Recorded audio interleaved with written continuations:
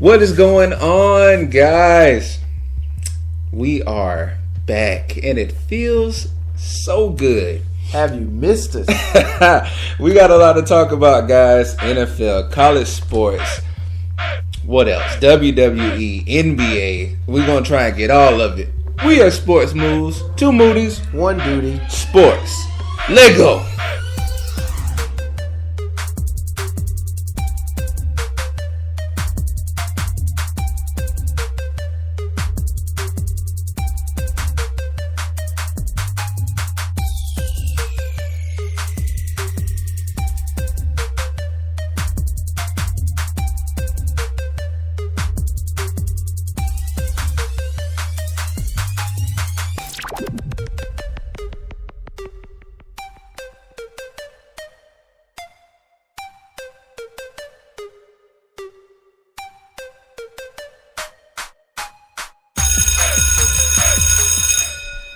What is going on, guys? We are Sports Moves. As always, it is me, C. Moody, here as always with D. Moody, two Moody's, one duty, sports. Guys, before we do anything, let us be the first to apologize for our 2-week hiatus. And you have to realize, well, you don't have to realize because you don't know this. But D. Moody and myself both work retail. D. Moody has a higher position than me. I just had to let that be known. He's the older. So, but this week we all know we have Thanksgiving, which led into Black Friday, which led into Cyber Monday, and it has been horrible. I like to call it hell on wheels. Oh my goodness. Yeah, it has been really bad for both of us. So, but in the midst of it all, we still thought about you guys. We kept trying to find a balance of when we could get the podcast back going again. We've been keeping up with the current events, and hopefully you guys have still been following us on Twitter at Sports Moods and Instagram at It Sports Moods. And if you've been following us on Twitter, you probably got a lot more updates.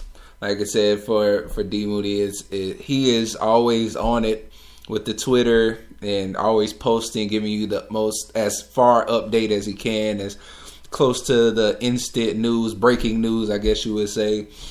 And as for me with Instagram, to try to make a picture and put it all together takes a little bit of time. So, but I definitely plan to work on it because I want to do it just as often as he does it on Twitter. So once again, we apologize for the hiatus, and we have to appreciate those who've actually still been watching while we've been gone, maybe going back to recap some stuff if you didn't listen to all of our podcasts, because our podcasts are pretty long, but we are trying to work on that as well. But I have to get a major shout out, of course, to Ashburn, Virginia. That is somebody who I've been seeing on our feedback as far as viewers for like over a month now, as well as Timminsville, South Carolina. We have a couple of hits from, I think one's from LA actually in the recent weeks. So shout out to that. And we've made it to New Zealand. Wow. I just gotta give us some New Zealand. So I don't know how you found us, but we appreciate you. I don't know what time zone you're in there. Totally. But thank you to whoever you are. Everybody who listens to us, man, just pass it along. Send a link, to friends, family, anybody that you know that loves sports in general, that loves sports talk. I mean, we're trying to grow our podcast here to try to get as many ears as possible to listen to us. And we appreciate everybody who takes time out of their day, whether you're driving to work, whether you're at home, whatever you may be doing to put time aside for us to listen at our podcast. We truly, truly appreciate it. Definitely, man. So without further ado, we are going to take a crack at this NFL that we have been missing to give you our updates on. But as you know, D. Moody and myself have been doing our predictions to see who is going to be, I guess, the guru of the season, since I've been kind of going with that phrase, guru of the week.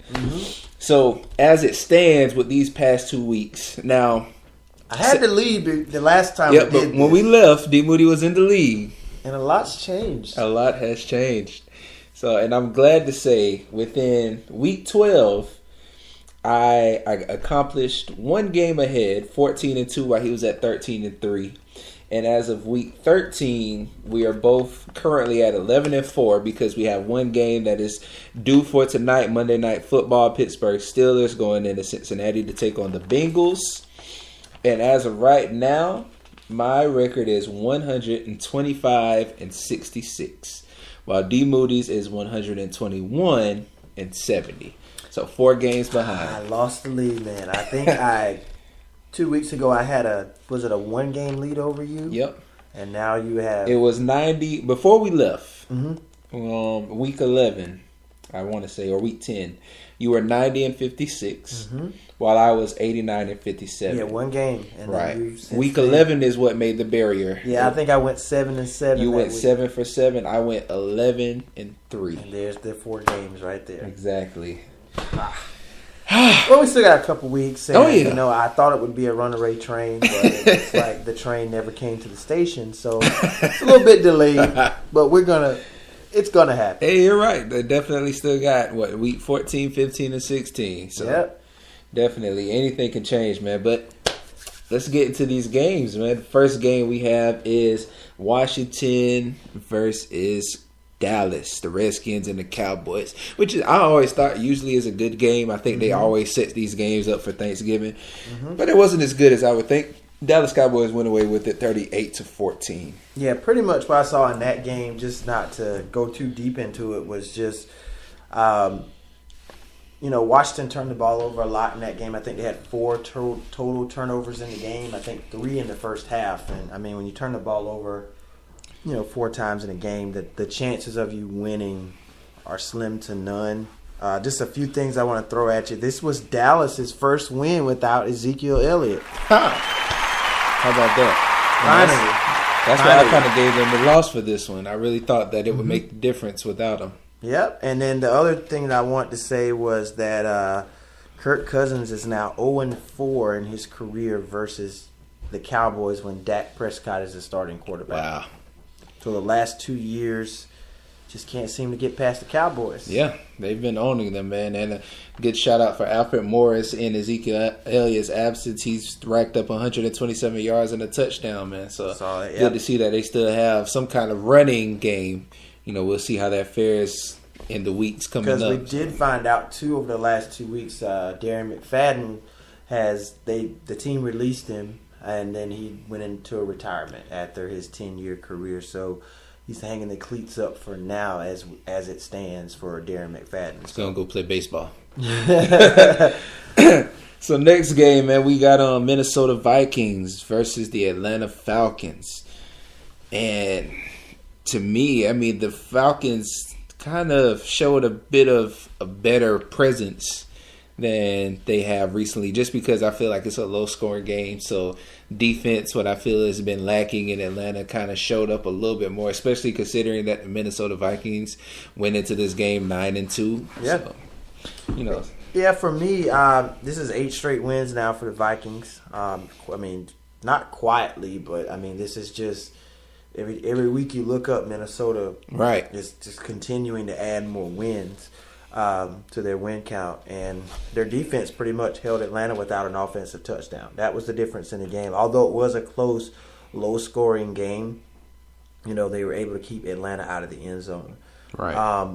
And what Minnesota's doing, it's not always a pretty style of football that they play. They're kind of that grinded out football team, win by any means necessary. They're going to make you play an ugly game. They're going to stress you to the point of, it's not all, the numbers are not always going to add up. It's not always going to be a flashy type of performance for them. But as long as, their core players do what they need to do. And big ups to Case Keenum, man. He has really stepped up and taken hold of this quarterback position after the injury to Sam Bradford. And then we heard a couple weeks ago that Teddy Bridgewater is available to play. We didn't know which way Minnesota was going to go with that, but obviously they're sticking with the hot hand right now in Case Keenum. I'm glad they are, man, because I was really going to be disappointed if they sat him down just for the fact of their initial starter, their ideal starter, I guess you would say. Because Case Keenum's been doing a great job, man. I think it's something that happens when you come from, the Rams. And so we're going to mosey on along. Atlanta is still in the wild card race, although they're kind of right now as it stands on the outside looking in. But the big thing for Atlanta is a lot of the teams that's also on the outside looking in along with them, they've beaten. They've beaten Detroit. They've beaten Dallas. They've beaten Green Bay. So they own a lot of victories over those teams if it comes down to a play-in type of scenario at the end of the year. Right now they're just looking up at Carolina. So they're just on the cusp, on the outside right now of the playoff race. But still a lot of time left to be for the season to determine who's going to get in. They do have a tough game this week against the Saints on Thursday Night Football. With that win, man, Minnesota is now number 1 in NFC at 10-2. Number 1. Yeah. So next game I have is Kansas City and the Jets. We're going to jump to that game. What's wrong with the Chiefs, man? I mean, wasn't it like almost we pretty much wanted to crown these guys? Yeah. After week 5, I mean, they were the last unbeaten team. Mm-hmm. And then they have fallen really hard from grace. They have. Really hard. And we even offered to give them their bounce back after their bye week. It's like, okay, they hit a little rough patch. They're gonna get it together, and then next week loss, another week, and I mean, this is the same team that ruined Banner Night. Yeah, that's true. In Gillette Stadium, opening night, and then I mean, I don't know where things are going. They've lost 6 of their last 7 after this loss to the Jets, 38-31. 5-0 start, and they've just each week they've allowed the Chargers, who started the season 0-4, and the Raiders, who had a 2-4 start. Mm-hmm. All 3 of those teams right now are in a first place tie for the AFC West division. So Kansas City very well could not win their division. Yeah. I mean, I think the hottest team over there on that side is the Chargers. So Phillip Rivers and what that defense has been able to do, I mean, it looks like the Chiefs are just going in the wrong directions for me. They really are. Alex Smith did throw 19 out of 33, 366 yards, 4 touchdown passes in the game. He also ran the ball once for 70 yards, so he had a 70-yard carry in the game. Now, that's pretty tough for a quarterback to run once for 70 yards, so that had to be a big defensive blunder there. Tyreek Hill had his face on a milk carton for a while there. He stepped up, 6 receptions, 185 yards, 2 touchdowns. But for the Jets, we had Josh McCown, 26 of 36, 331 yards, a touchdown pass. And Curse for the Jets had 9 receptions, 157 yards. And Robbie Anderson, 8 receptions for 107 yards for the Jets. Now, 1 or 2 things I want to hit on in this game before we move on to the next one. Darrelle Revis was signed by the Chiefs. Did you know that? Did not know that. Yeah, so they signed him for the Chiefs. We all know Darrelle Revis, who had two stints with the Jets. He played for the Patriots, won a Super Bowl with New England, played for Tampa Bay for a little while. He was one of the best shutdown corners that we've seen in recent history. Revis Island. I mean, he's kind of on the tail end of his career, but he's returning back to football. He only played the first half. He did sign a 2-year deal last week with the Chiefs. And in this game, toward the end, it came down to the end. It was a wild finish. Marcus Peters didn't agree with a penalty down there near the goal line when the Jets were driving to score late in the fourth quarter. Picks up the penalty flag and throws it into the stands. Now, get this, too. It was an unsportsmanlike penalty. He walks off the field. He was never ejected from the game, so it's not like the ref said, okay, hit the showers. He was never ejected. I guess he just assumed guilt, like, oh, they're going to throw me out of the game, so I'm just going to head to the back. So, you know what I liked? I went back and saw that highlight. Even when he threw the flag into the crowd, the ref, now that he had no flag, took his hat off and threw his hat like that was his new flag. He was like, "Oh, you thought I didn't have nothing to throw?" Like, I'll just take my hat and I'll throw my hat. Hey. So it's just to me at that point, there's no place in the game for that. Yeah. It's a lack of discipline. I'm surprised at this because this is an Andy Reid coach team, a guy who's known for being able to control his players and keep everything under wraps. But I mean, that was just one of the things that stood out to me in this game. Yeah, so man. Chiefs looks like they're going in the wrong directions. They're going to have a fight for the rest of the division. Definitely, man. Next game I want to get into is Detroit versus the Ravens. My Lions got beat on pretty bad, even though, unfortunately, I saw this happening because I did go for Baltimore. But, yeah. So you trusted Flacco instead of me and Doc? I did. I trusted Flacco. It was just, like I said, the defense for the Lions hasn't been great for me. And the Ravens' defense have been growing more and more each week. So I felt like, with that being said, the Ravens' defense would help stop that enough for Joe Flacco to get off. And he got off pretty well. I mean, 269 yards, 2 touchdowns. Yeah, I mean, it's just, to me, same old Lions, you know. I mean, as I've been saying all year, even without Aaron Rodgers being healthy in that division, Matthew Stafford still, every opportunity to win the division. I mean, even though Minnesota's playing exceptional football right now, we didn't foresee them being this good. But I still thought they would give Minnesota a run in this division. It just doesn't look that way. Nah. And they're on the outside looking in for the wild card, so I guess it'll be an early finish to the season for the Lions, and Matthew can count his millions earlier. Yeah. There won't be any playoff games in Detroit this season. No.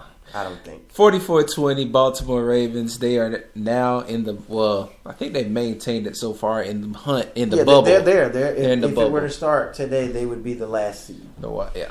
They'd be the wild card. So, your boys, D Booty's boys, the New England Patriots, going into Buffalo to beat up on these Bills. I wouldn't necessarily say that.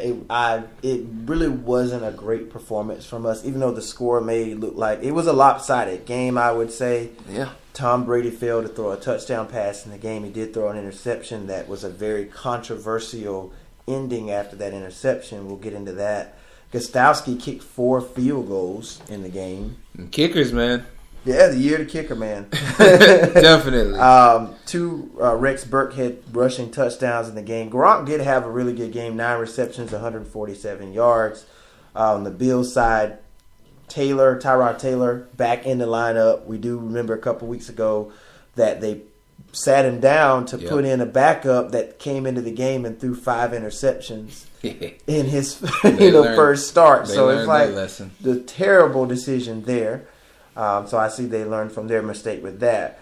LaShawn McCoy, 15 carries, 93 yards. But I kind of want to get into some off-the-field stuff with the Patriots.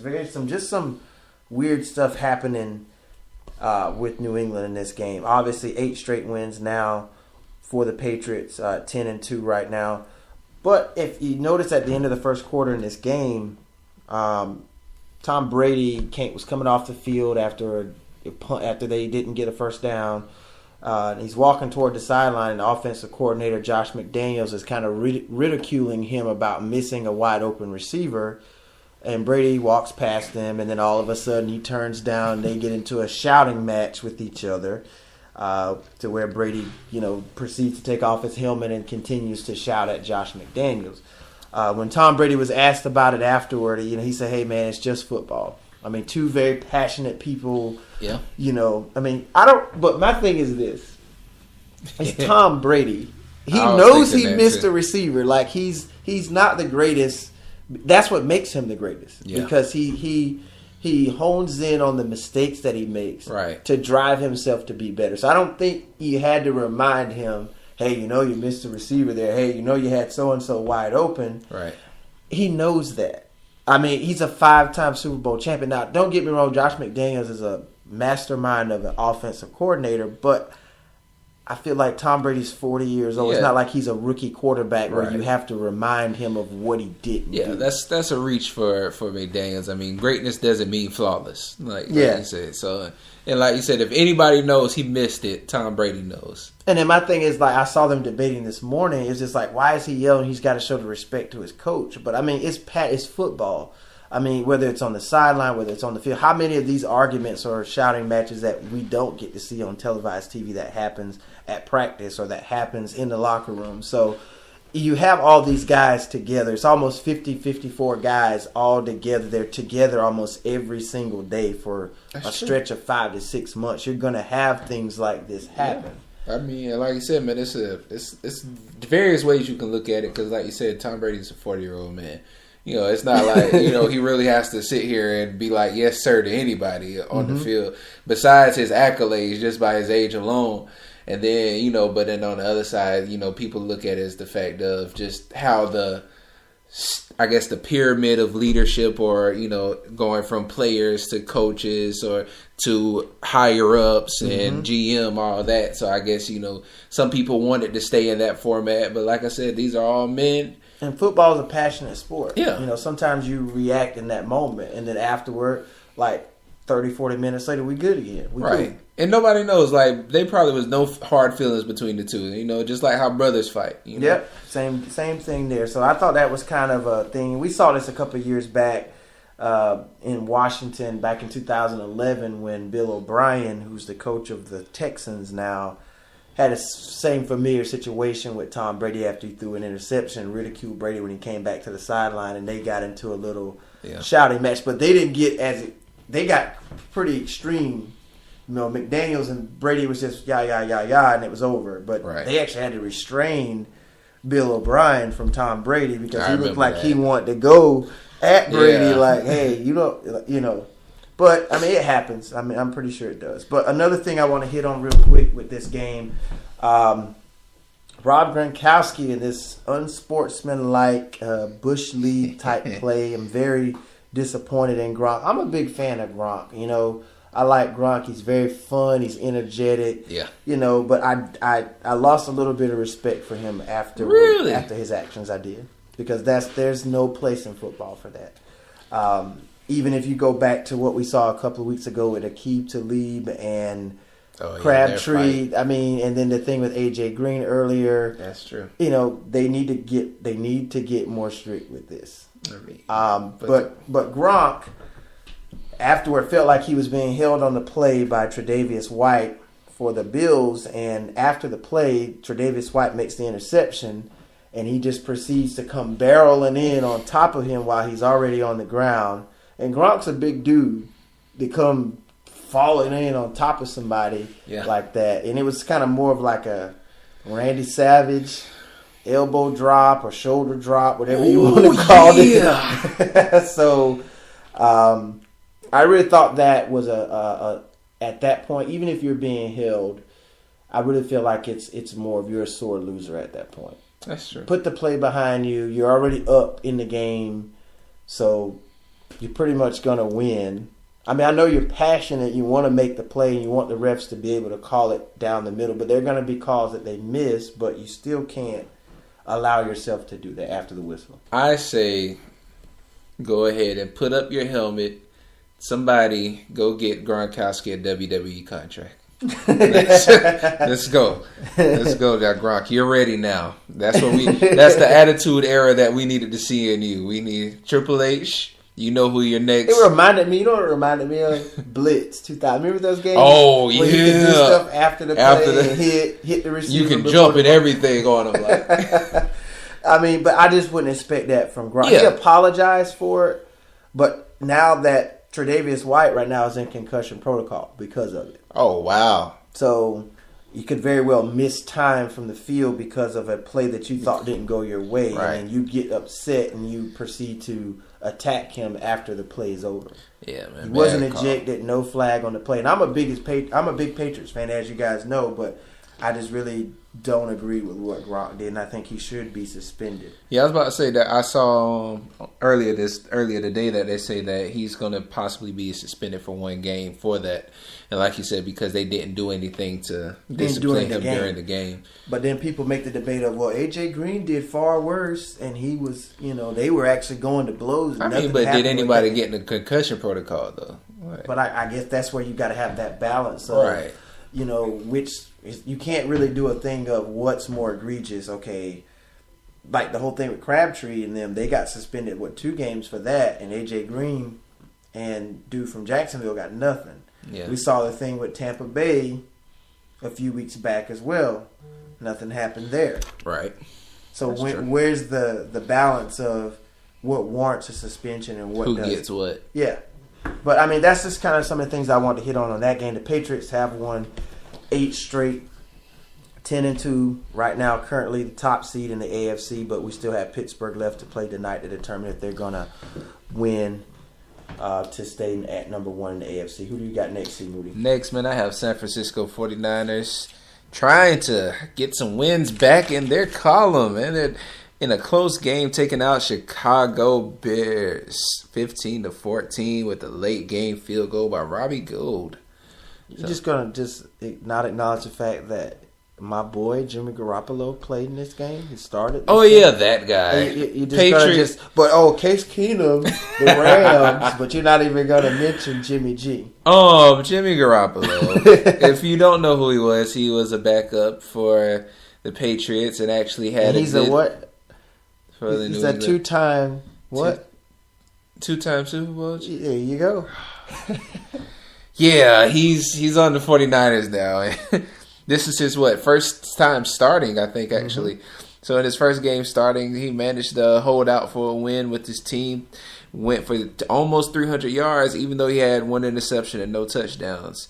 This game was pretty much, except for 1 touchdown by Chicago, an all field goal game. Yeah. Which, once we said, the kickers, man. This is the year of the kicker. The year of the kicker. So, but yeah, man, good win for San Francisco. Of course, we're not going to see them in any kind of playoff picture, but they are 2-10. Just think about it this way: if their records were reversed, their wins were their losses, their losses were their wins, they would be there. They'd have the best record in the league. Oh my God, be tied right up there with Minnesota and New England. Yep. Look at it that way. Maybe next year. Guys. Who you got next? Next game, I got the Tampa Bay Buccaneers losing in overtime to the Green Bay Packers. Brett Hundley holding his own with his team behind him because he didn't have that great of a game. But the score was 26-20 in favor of Green Bay. It was a pretty good win, like you say, and almost, you were telling me earlier, there's a chance that Aaron Rodgers could make it back at least as early as next week. Well, week 15. Mm-hmm. Week 15. Jamal Williams, the running back for the Packers, had a good game. 1 touchdown with 113 yards rushing. Yeah. So Green Bay 6-6, still on the outside looking in the playoff picture. But if they can get Rodgers back, and depending on how he's going to be when he comes back, that could be a nice little run for them toward the end of the year if they're still in the thick of things. Definitely, man. Definitely. They now are maintaining 6-6. Like I said, in overtime, Aaron Jones had a 20-yard run to seal the game. Yep. Next game I got Jacksonville Jaguars taking on the Colts. Jaguars moved to 8-4 with a 30-10 win over the Colts. Blake Bortles had a big game, 26-35, 309 yards. Fournette had a rushing touchdown in the game. Bortles threw 2 touchdown passes, one of which that went to Marquise Lee, who had 7 receptions for 86 yards. They sweep the Colts this year. Each time they've pretty much pummeled them.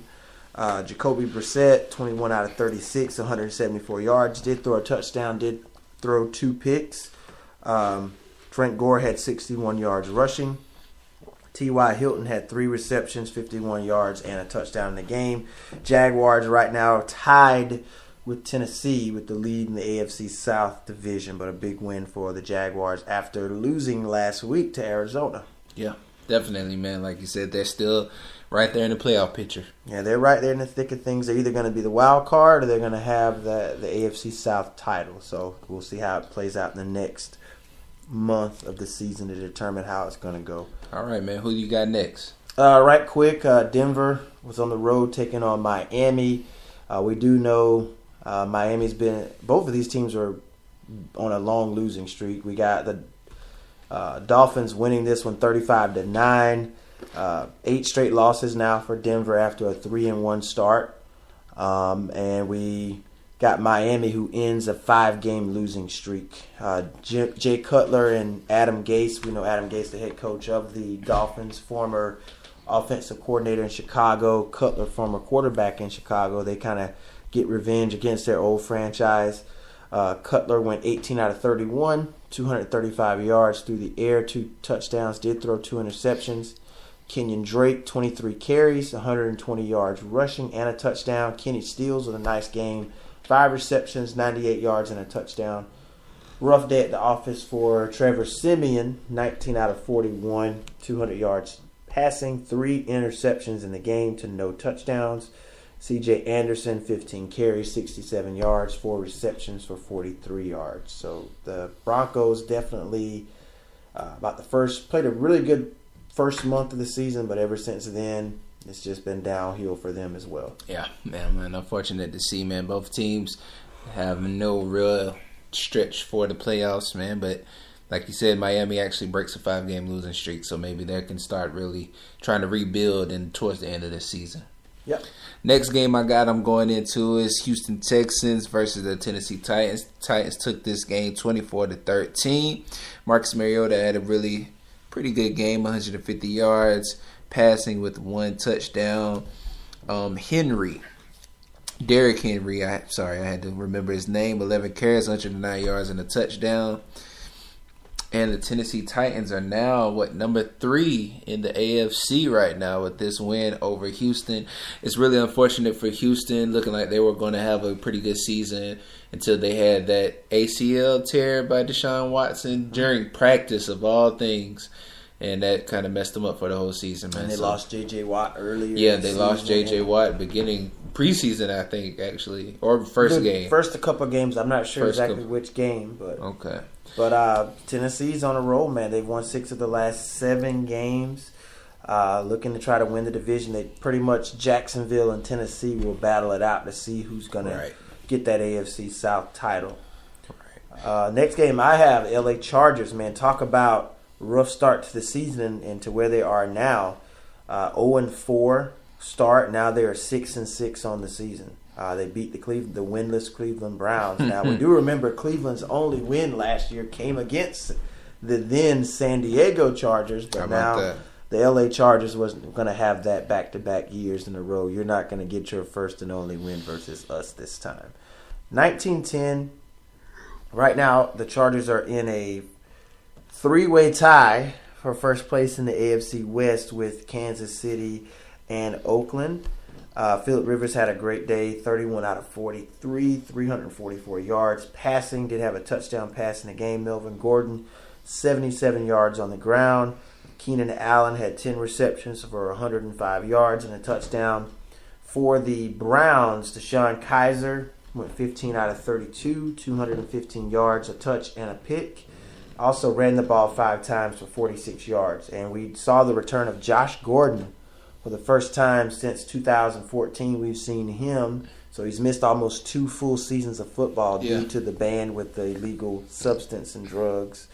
So he's just been out of football for a while. He did have 4 receptions for 85 yards. So, but the Browns are still winless on the season. And the Chargers look to make some noise on the AFC side of things. What do you think about San Diego turning it around after that 0-4 start? Well, San Diego now. Well, not LA. saying LA. I continue to do good. that. You good. I remember you used to do that the first couple of weeks with St. Louis. Yeah. Which is LA now as well. But no, I'm really glad. Like I said, the Chargers are always a great regular season team regardless.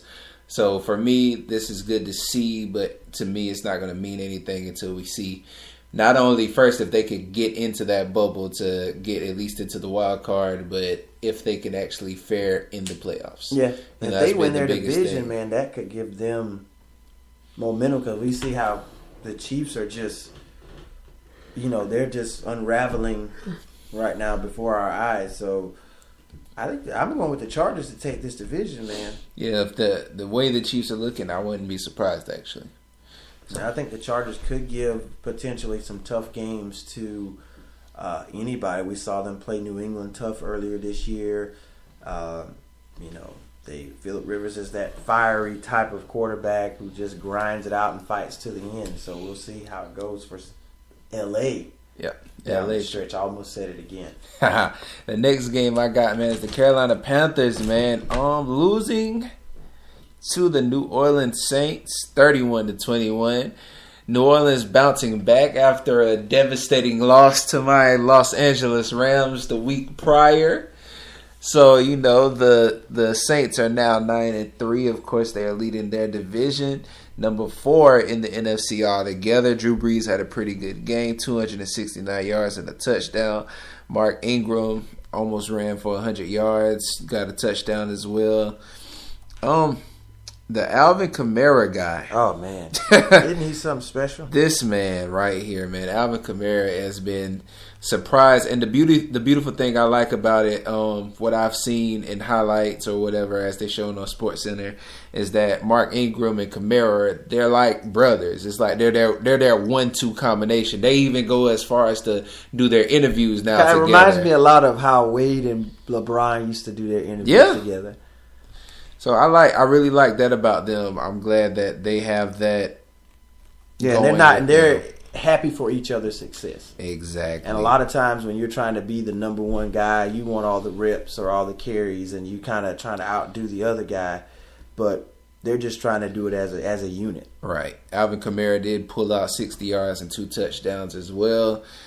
It's just a good win for them, man. They stayed, even though, like I said, the Rams broke their streak that they had. They were going on are they 9 It was now? an 8-game win streak. 8-game win streak. They broke it last before they week. ran into my Rams, Yeah, so they've won. Saints have won 8 of the last 9, so that's still pretty good definitely. stretch. You can't knock after the an 0-2 start, you can't really knock them for that. Eventually, the streak was going to end. Yeah, they had to go to the Rams. Rams had to do it if nobody else. Yeah, but the prior week to that, I thought the Rams lost to That's all right. The Vikings, which we forgot to mention. Speaking of the Rams, they played this week. We actually did very well, beating the Arizona Cardinals 32-16. Jared Goff had a pretty good game, 220 yards, 2 touchdowns, but did throw an interception. Ty Gurley picked up 74 yards on the ground and 84 yards receiving. So it was a good offense for them. Greg Zuerlein did come out with 4 field goals, 2 towards the end just to seal it. Hashtag year of the kicker. Literally year of the kicker. That is the one job matters. We actually see Sammy Watkins starting to get a little bit more recognition. He actually records a touchdown in this game as well. Just a pretty good game altogether for the Rams. We are leading our division at 9-3, number 3 in the NFC as well, man. Yeah, looking really good. Sean McVay, I would say, should be a candidate for head coach of the year. Oh, definitely. Yeah, he's doing an awesome job. The way he's coming to a bad situation has just really turned those dandelions into a blossoming, beautiful flower in LA right now. So, and like how you joked with the record for San Francisco, you go to last year, we can turn our win-loss record around with under Jeff Fisher. We would be looking how we used to look 3-9 right now. Yeah. Big thing I want to call out for the Cardinals to my boy Larry Fitzgerald. He did have 10 receptions in the game for 98 yards, but moves into 4th place all time on the receiving yards list with 15,267. Surpassed, I want to say, I got to get that stat, but he needs 26 more yards to surpass Randy Moss, but he passed another receiver that was up there on that list, and I'm going to try to find that for you. But you can move on to the next game, but I'll let them know who that was. But still big ups to Larry Fitzgerald. He's moving up. He's just been that reliable receiver. He's getting up there in age, but he's still putting up good numbers. Yeah, and also I want to say, as you mentioned earlier, the Rams did take a pretty good beat down to Minnesota the week before, and I honestly was in panic mode because I really felt like maybe the Rams were being exposed because that was the first time we really played somebody with that good of a win-loss record, and for us to bounce back and do that to New Orleans, which to New Orleans defense isn't a real balanced team. They're a heavy offense and pretty low defensively, even though they've had some great stints of defense as of late. But in between them and Minnesota, who is this quiet, complete team, still a good win for the Rams. So I knew it was someone. Isaac Bruce is who man. I'm sorry. Speak of the Rams, and then Isaac Bruce was greatest show on turf. Yes, he surpasses Isaac Bruce to move into fourth place in career receiving yards. And he only needs 26 more yards to pass Randy Moss. So big ups to Fitzy out there in Arizona. Sorry, Isaac Bruce. No, you beat Isaac Bruce. You should be the greatest anyway because it's Isaac. Excuse me? You beat Isaac Bruce. Is his name Jerry Rice? You beat Isaac Bruce. So. Is his name it's Randy Jerry Moss? Rice. Randy Moss? Isaac Bruce, Randy Moss. Excuse me. Anyway, all right. Next game, man. Hey, you respect. Receiver. I give it to him. There you go. But I don't. Next game. Okay. New York Giants. With their starting Geno Smith. Ooh, can I do this? Can I do this? Like, if you guys can see me live, I have my hand up. Like, I know the answer, teacher. I know it. I'm over here. The floor is yours. Hold on. This is how I'm going to start it off. Okay. I'm surprised to hear this. Just follow me. Okay. The reason for the applause is that the New York Football Giants fired Ben McAdoo as head coach. Thank you. Didn't even let him finish out the season, which is kind of not typical as the Giants, coming from as a historic franchise that they are. They usually let their coaches finish out the year and then give them the pink slip. But after what he pulled and what that organization pulled, whoever's responsible for sitting Eli Manning down, after having a 210 straight consecutive start streak that just went down the drain because of what? For what? Geno Smith? Geno Smith. At the end of the day, it's not Geno's fault because, like we were discussing before the podcast, like they probably went to him and was like, hey, Geno, you're going to start this week. But okay. Have a legit reason for why you're sitting someone down. It's not Eli doesn't have much to work with, so he's going to look bad. He doesn't have his top receivers with him. Now, we've seen him look bad when he's had really good receivers, but still, at the end of the day, this has been a guy who shows up to work every single week, regardless of the record, and goes out there and fulfills his duty as a quarterback, no matter how bad he plays, no matter how good he plays. And I think it was so unfair to him. This is a guy that does such great stuff in the community. And you don't mess with the Mannings. That's the royal family of football. You don't mess with the Mannings. As you can see, because he ain't there no more. And it was instant. And Jerry Reese is out as well.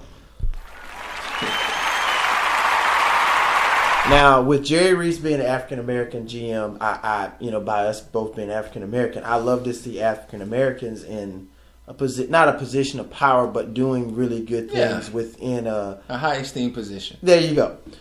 And he had a really good run. Like, when he took over, he won 2 Super Bowls in 4 years. As a GM, that's awesome to do, especially when it's your first, that could have been what he did. He knew attempt as a general manager. He could have known that his time was up. But the last 6 years he hasn't drafted well. That's what I'm saying. So he probably knew that this was coming. He was like, you know what? I know a way to piss everybody off. Put the black guy in, guys. All right, let's go on. But the Giants lose 24-17. Geno Smith, 21 out of 34, 212 yards, did throw a touchdown pass. Evan Ingram had 7 receptions, 99 yards, and a touchdown.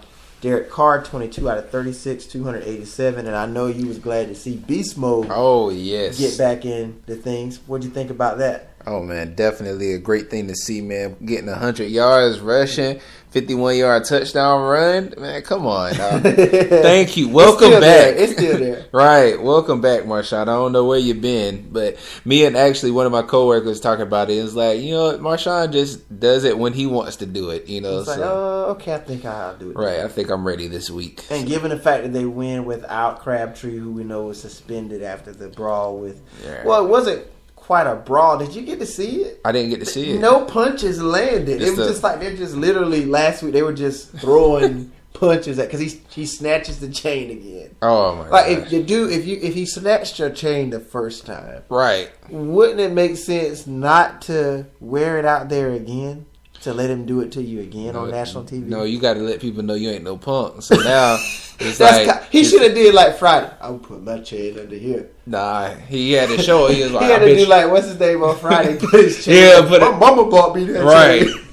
This man didn't care. He had an ego. That was ego right there. Why would you? When Debo come around, what everybody do? But see, everybody hide their stuff. He ain't think that was Debo. Football my chain on. He didn't snatch my chain again. He put it out. He was like, "I want you to see you snatch it again."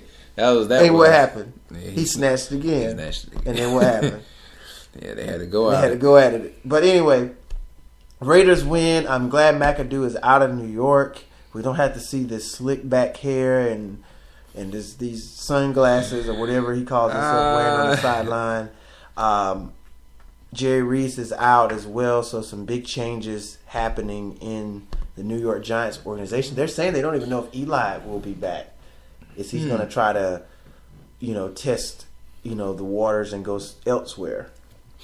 Because they were saying Odell Beckham is really, Eli hasn't really been that great since those 2 Super Bowls, but Beckham has really been like a Band-Aid over how bad he's been because he does have a receiver the caliber of OBJ, but I don't know where the Giants are headed from here. I got you, man. The next game I'm gonna get into, which was a pretty good game, actually, a nice surpriser at least for me because I went with the opposing team, I guess you would say. You did. The Seattle Seahawks overcoming the Philadelphia Eagles. That was once number 1 in the entire league. I mean, beat them 24-10.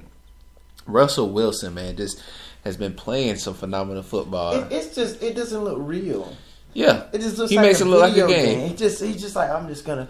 I got all this turbo speed. Right. I'm gonna run around. I'm the only one that got the turbo button right now. I'm gonna run around in circles. I'm just gonna do whatever I want to do. Yeah. So good passing game for Carson Wentz. He did throw over 300 yards, had a touchdown, but a pick. But Russell Wilson, like I said, 227 yards, 3 touchdowns. As well as Doug Baldwin hitting 84 yards in 5 receptions. Now, I don't know what was his rushing yards for. Who, Wilson? Wilson. Oh, 31 yards. Yeah, so he didn't really break the, break him he didn't do anything with that. But, still, just a really solid win for them. He's a bootlegger, man. That's what I call him. Or I also call him the bootlegger.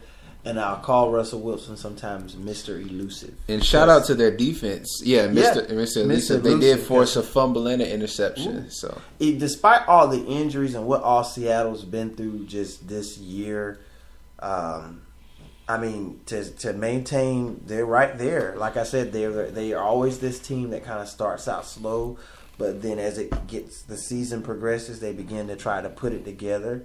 And they're giving him really strong MVP consideration right now for Russell Wilson. Wow. Yeah, definitely. Mm-hmm. He deserves it. How he's been performing. Like you said, his performance and how he plays in game just doesn't seem real. And just another major shout out to the guy who, forgive me because I really don't know what his name is, who's taken in place of Richard Sherman's spot. I saw a couple of plays from this game, and he really stepped up in a lot of big time passes for Seahawks against the Eagles. So definitely the defense looks pretty good. They're still not this big threat as they used to be, but they're definitely a solid defense that you just can't run over as I felt like how they were being in the beginning of the season. Mm-hmm. So. And then what do you think with the Eagles now losing this game after this long win streak they had? What do you foresee for them? I mean, I still think they're at the top. I just think the Seahawks just had their number. Okay. You know, like this Russell Wilson's resilience. I mean, that once you sometimes, and this is the model team to show it, that when you have one player that is doing everything he can do, that motivates the other team to push themselves to that break. And I really think this is the model team, and Russell Wilson is the model person that shows that if you exert yourself to as much as you can as being an example for your team, the team's going to follow suit. And I really think that's what happened for them against the Eagles today. And I don't see anything falling for the Eagles. I don't see them falling in a slump. They're still up there. They're now number 2 in the NFC. Mm-hmm. They're still going to be a good, solid team. It's just, like I said, the Seahawks just happen to have their number this game. Yeah, they're 10-2. They're still in a good position. They still can clinch the NFC East division. If Washington would have beaten the Cowboys, they would have already clinched the division already. Gotcha. So they have to wait at least another week before they clinch their division. But I still think they're in a good, position here. And it wasn't like they lost to a mediocre team. Right. Seattle's pretty respectable. So if they would have lost to the 49ers or somebody, we would have been like, hey, what's up with the Eagles, man? They've been dominating everybody, but exactly. So I would see them losing and going to Seattle to try to win. It's a tough place to play there.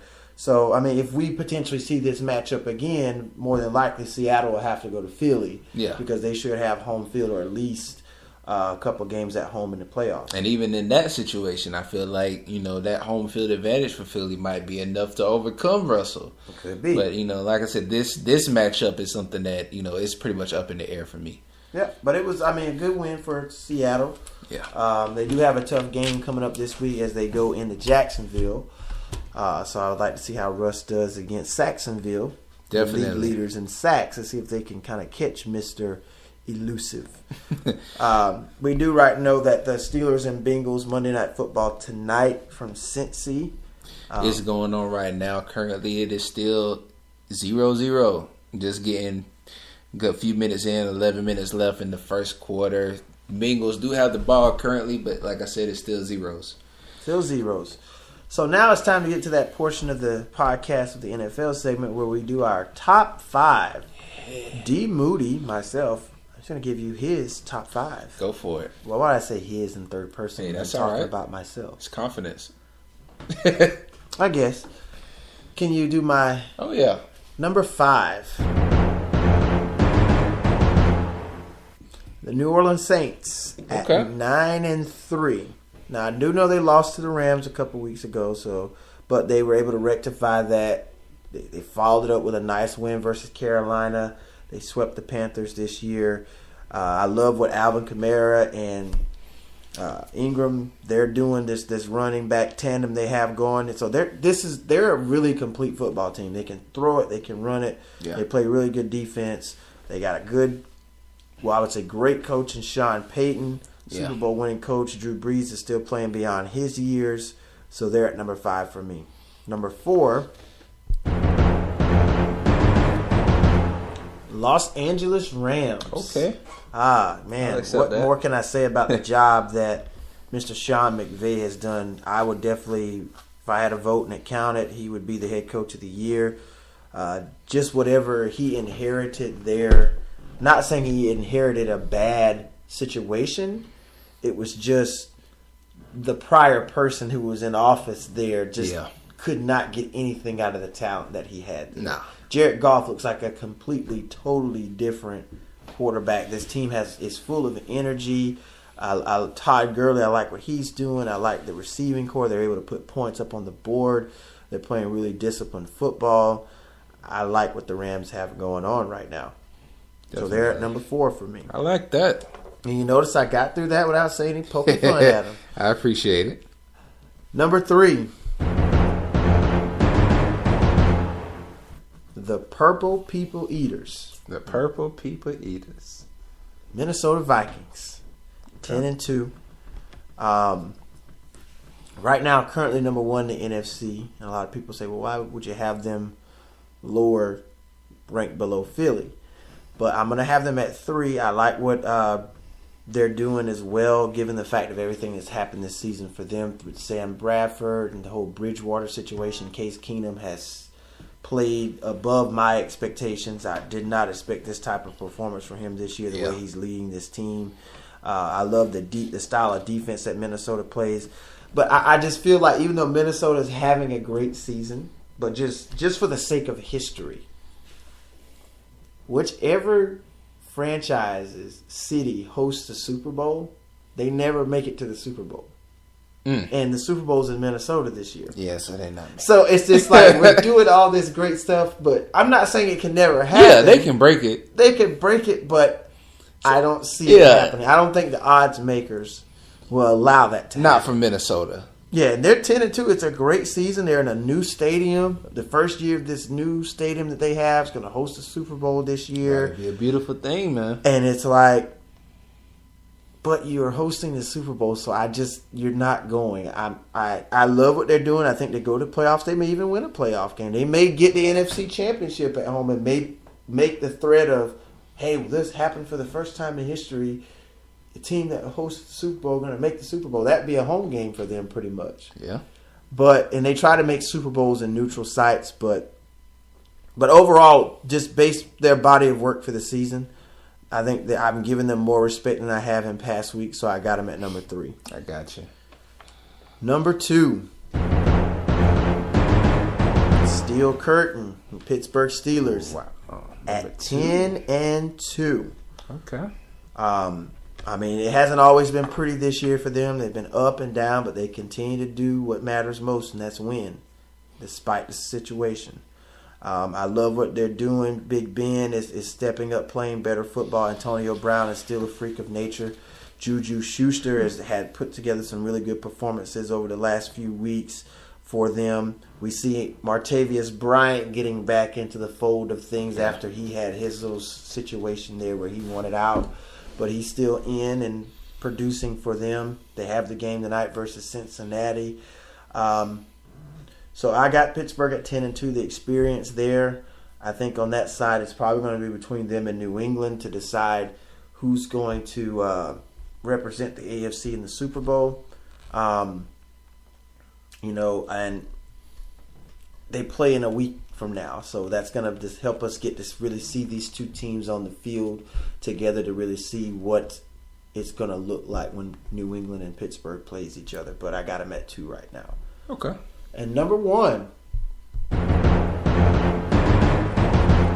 a first place tie. First time this season, my New England Patriots make it to number 1. I've been biased for I have not been biased, I would say. I've been realistic with my picks with them. I guess. All season. I'll accept that. And I've never put them above, at number 1 just because I'm a fan. Undeservingly. Right. But I really feel like it's time. Okay. And even though Philly also lost, they're tied as well at 1 for me. I still think they are... Yeah. These are the 2 teams right now, if I were to pick a Super Bowl matchup, that I think we would see. Okay. I respect that. I like what Carson Wentz is doing, the way he's leading the team. Both of these guys MVP candidates. If you had to pull my arm to decide who would be the MVP right now of the season, between him and Brady, I got to go Brady. I mean, just because he's more efficient, the passing yards, the completion percentage, the touchdowns versus interception ratio, and he's 40 years old and doing this. So on top of that, and I hate it for Carson because he's a young talent and he's really got people in Philly excited about football again, and they're doing some really good things. But I think right now these are your 2 best teams. And even though it was a reality check last night for Philly, I still think they're still amongst the top of the league. Okay. It's my top 5.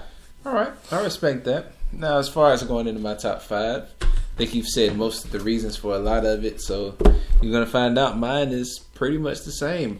It really isn't, except for like maybe 2 things. I'll say that. Okay. And one of the 2 is right here, starting at number 5. New Orleans Saints. This is even though I feel like looking at their record 9-3, they've had a really good run, but like I said, I can't put them any higher right now. just because, like I said, their defense is playing great, but still it's a heavy offensive team. And right now, a lot of the teams I'm seeing higher up are having more complete teams, and they're going to need that to get far if they have any hopes of getting far in the playoffs, instead of trying to make it just a shooting game for Drew Brees. At number 4, I have a tie at number 4. I got the Panthers at number 4. This is probably the highest I've probably had the Panthers. Wait a minute. Explain yourself, please. At 8-4, I still feel like they got swept by the team that you have ranked before them. I got you. The Saints beat them twice. I understand that. Year, and you have how? It's just I don't know. I like the Carolina. I think these 2 weeks have clouded your judgment. No, man. No, I really think that they're still a pretty good team. I'm looking at them in the midst of defeat. Have you seen some of their losses this year? Yeah, they had some horrible losses. I mean, have you seen the inconsistencies of Cam? They're inconsistent, which is just the inconsistency ties with the other person that's tied with them at number 4 is the Pittsburgh Steelers. Their inconsistencies got them Pittsburgh at 4? I got Pittsburgh at 4. Even though they're... you reading your rough draft or something, or you get something mixed up over there on your notepad? Before you got here. I wrote this.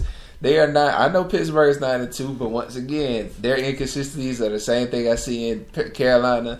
The only difference is Pittsburgh was able to maintain in the midst of their inconsistencies versus Carolina. That's the only difference I see between these two teams right now. Honestly, wholeheartedly. The Panthers over the Saints. Yeah. Now that beat them twice. Now that part, I can honestly say I can backtrack and probably say I shouldn't have done that.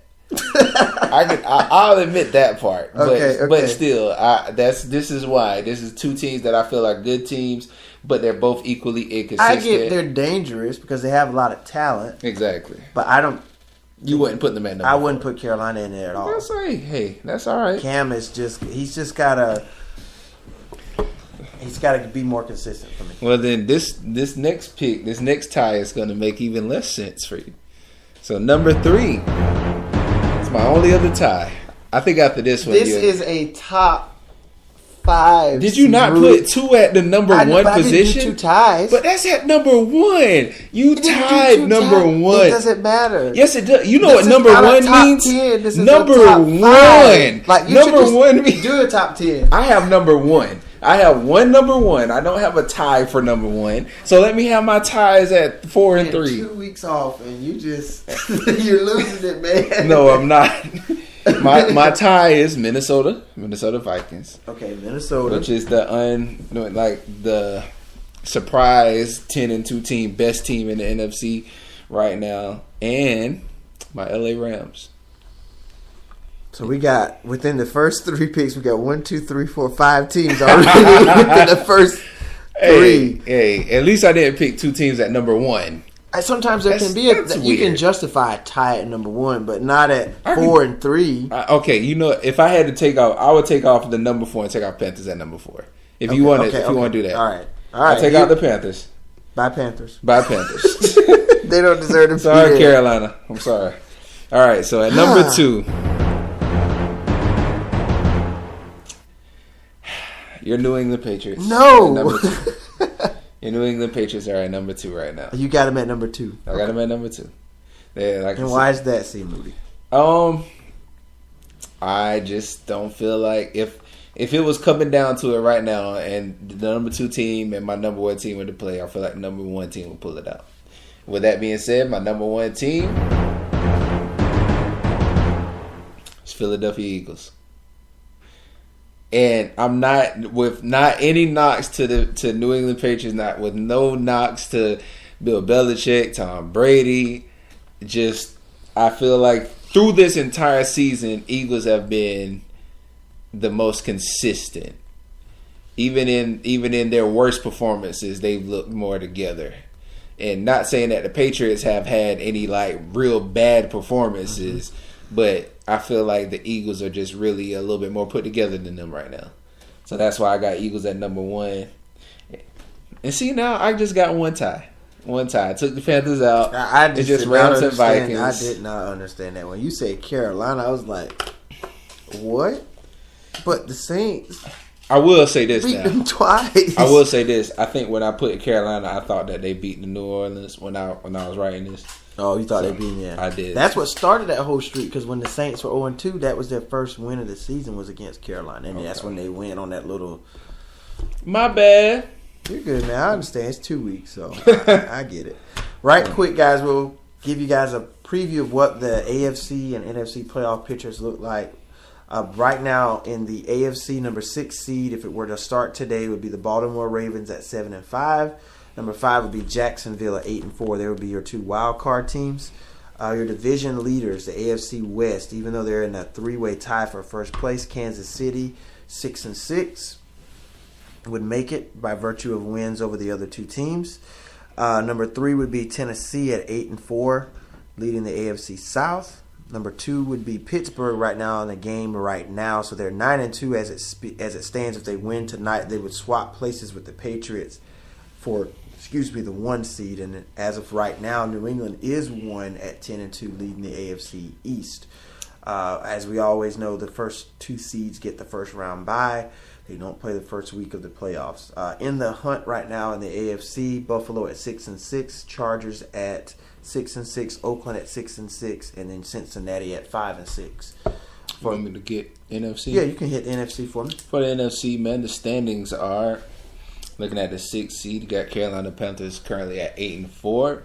Right on top of them with the same record, Seattle Seahawks. At number 4, we got the New Orleans Saints at 9-3. At number 3, we have the LA Rams, also at 9-3.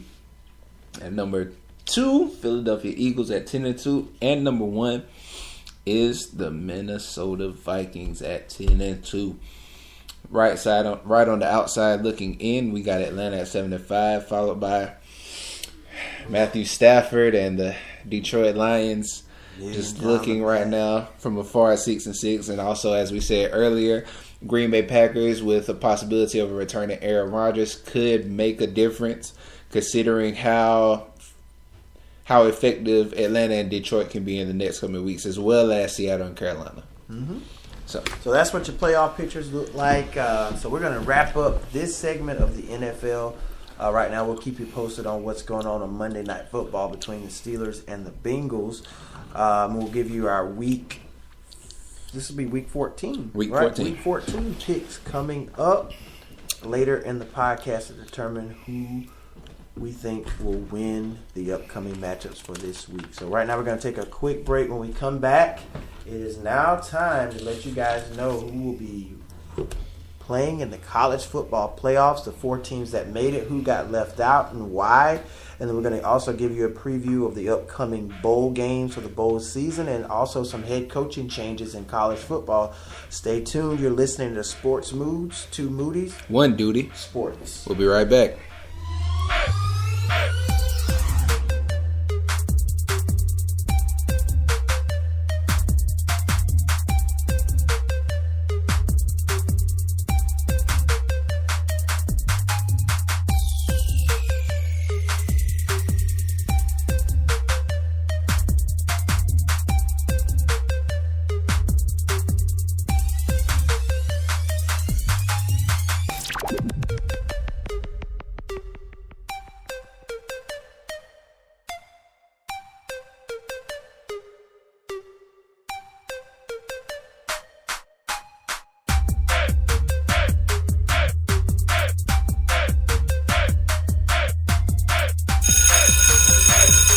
Guys, welcome back to Sports Moods. D Moody here with C Moody, 2 Moody's, 1 Duty, Sports. Right now we're going to jump into the college football side of things. As we already know, it's down to the final 4, so to speak, of the college football season. Who's going to be playing for the right to potentially play for the national championship? We do know that the conference championship weekend just finished up. We're going to give it over to C. Moody for him to let you know who won the Power Conference championships.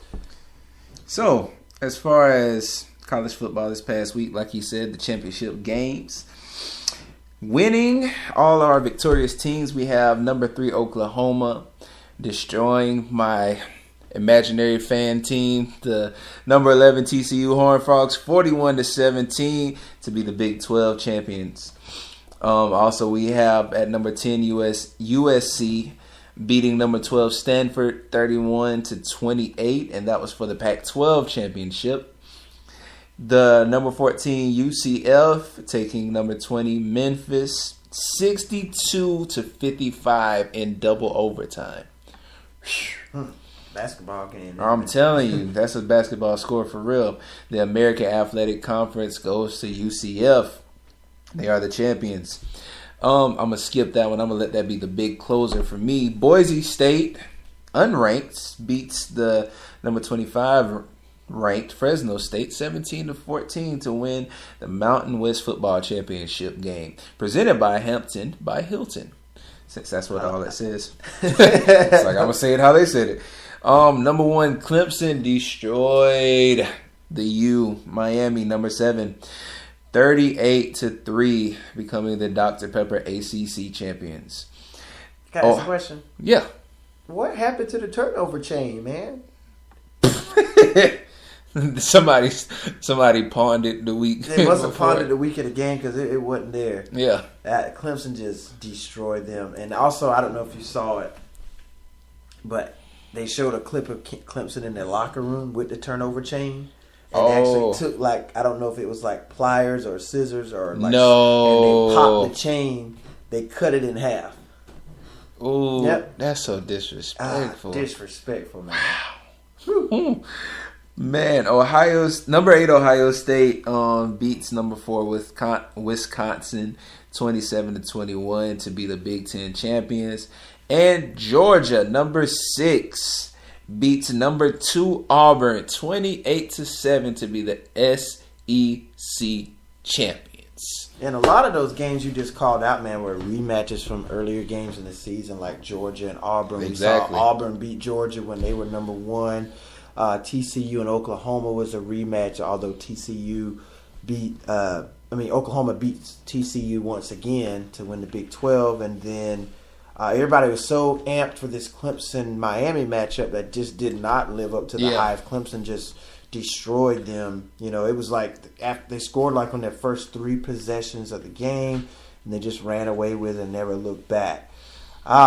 That Big Ten championship game, and that was a really good football game. I watched that game pretty much to the end with Ohio State and Wisconsin, because a lot of people just kind of, I really want to see Wisconsin. I've watched glimmers of some of their games this season, but I actually want to see them on a big stage because everybody was saying, hey, Wisconsin schedule is a weak schedule. We don't know if they'll go to the playoffs, even if they finish undefeated, right? Which a lot of people felt if they'd have won, they would have been there because the week prior, the committee put them in at 4.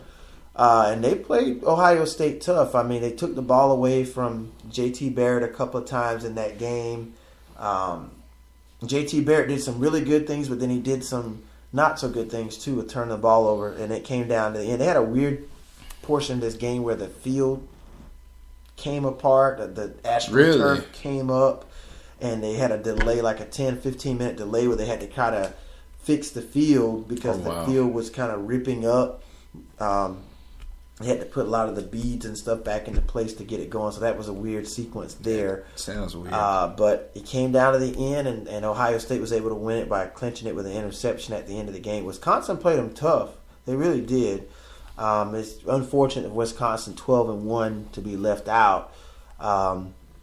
So right now, pretty sure most of you already know, but if not, we're still going to do it anyway. We're going to reveal to you who will be playing in the college football playoffs. We're also going to visit back, because at the beginning of the season, me and C. Moody both made our predictions of who we thought would make it. So if you can pull that info back up for us. So we're going to see how many we got right and how far off we were. All right. So, number 1 in the college football playoff. Go for it. Now defending national champion Clemson Tigers. This will be their third straight appearance in the college football playoffs in its 4-year history. So Clemson is back in a stellar season for them. Another ACC championship for them. So Dabo Swinney and the Tigers, given the fact of them losing almost 75% of their offense from last year and to still be here again, and the way that they played, the ACC was tough this year. Man, they played some quality teams in that. They had a lot of wins versus some ranked teams. They had a really stellar resume, probably the best resume of all the teams that's in right now. So Clemson looking to try to go back-to-back to win the national championship once again. Number 2, making his second appearance in the college football playoffs in the last 3 years, Baker Mayfield and the Oklahoma Sooners. Oklahoma. Boomer Sooner is in once again, this time under the leadership of Lincoln Riley, who pretty much took over the Oklahoma program after legendary head coach Bob Stoops. And he's still a big supporter of the Sooners, from the sidelines or from a distance. But they're in a stellar season for Baker Mayfield. I really thought what really jumpstarted their season was that upset victory in Ohio State. Yeah, that year. That really set the standard for their year, and they've been playing great football. Even in the Big 12, it's a shootout type of conference. You see all these high-scoring shootouts there, but Baker Mayfield has just been breaking the scoreboard this year, looking to lock in his first Heisman Trophy. Moving on. Number 3. College football playoff. The Georgia Bulldogs. Oh, yeah. SEC champion Georgia Bulldogs, exacting their revenge after a blowout loss when they were number 1 to Auburn in the SEC championship game, beating them 28-7. Took them out. Kirby Smart, the Nick Saban understudy, was the defensive coordinator for a number of years there in Alabama and took over Georgia, his alma mater. Now has them in the college football playoffs for the first time in their history, looking for a chance to potentially have an opportunity to play for a national championship. Georgia's been playing very well, running the ball very well, a very defensive-oriented team, very rugged, hardcore kind of, scrappy type of team. So I'm anxious to see how that'll mesh going up against Baker Mayfield and the Oklahoma Sooners in their offensive things that they do. And this is where the debate came down to. Okay. So we got potentially 3 teams. The committee had to decide between, more like 2. The Trojans got some consideration to get that final spot. Definitely Ohio State, winning the Big Ten, thought that would be enough to get in. And then we had Alabama left out. Obviously, they didn't win the SEC. They only had 1 loss on the season. So it was a major debate. You have Ohio State here, a 2-loss conference champion. USC, a 2-loss conference champion. And Alabama, who only had a 1 loss, even though a lot of people felt they don't really play true road games in terms of non-conference, because most of the time they play at a neutral site whenever they play their tough opponents. We do have to remember, though, Bama beat a number 3 Florida State team to begin the year. If Francois doesn't get hurt, that's a credible win. Yeah, you're right. To me, I still think you can't lose sight of that. You play the team for who they were at the time. They were who they were. At the time, Florida State was the 3rd-ranked team in the country to start the year. Francois goes down, and it just goes downhill for them. But you still don't take that away from Bama. Ohio State, we saw them lose to Oklahoma at home by 15 in the Horseshoe. And then we saw just a terrible loss a few weeks ago to Iowa by 31, an unranked Iowa team they gave up 55 points to. And I think that's what really did Ohio State in. Given the fact, you did win the Big Ten championship.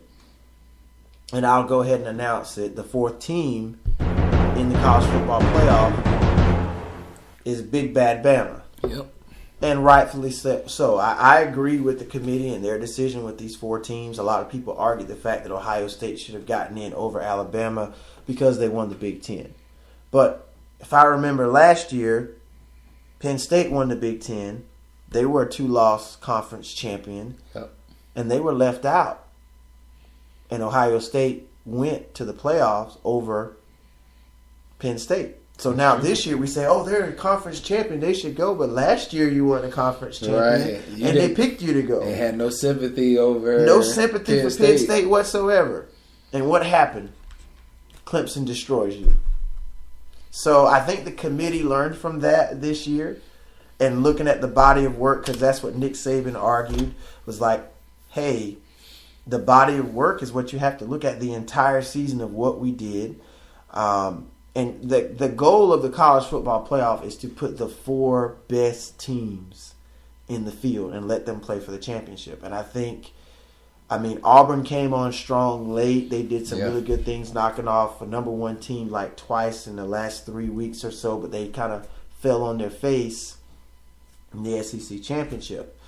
But with me, it's just like a lot of Ohio State fans that I work with, they say, well, Bama's only loss is to Auburn, a 3-loss team.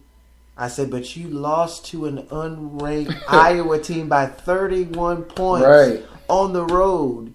Bama ain't losing by 31 to nobody. To nobody. Even if when they do lose, they're not going to lose that bad. They're not going to lose that bad to anybody. So, despite the fact, well, the Big Ten is more competitive than the SEC. Well, the SEC has 2 of the 4 spots right now. So nobody from the Big Ten is there. So in the last 2 years, the committee makes it looks like the Big Ten is not even a worthy conference, because last year they didn't pick the Big Ten champion, which was Penn State, and this year they didn't pick Ohio State, and they won the Big Ten. So, I mean, what do you think? No, I agree with it. I actually saw something on ESPN with Kurt Herbstreit saying that he liked it.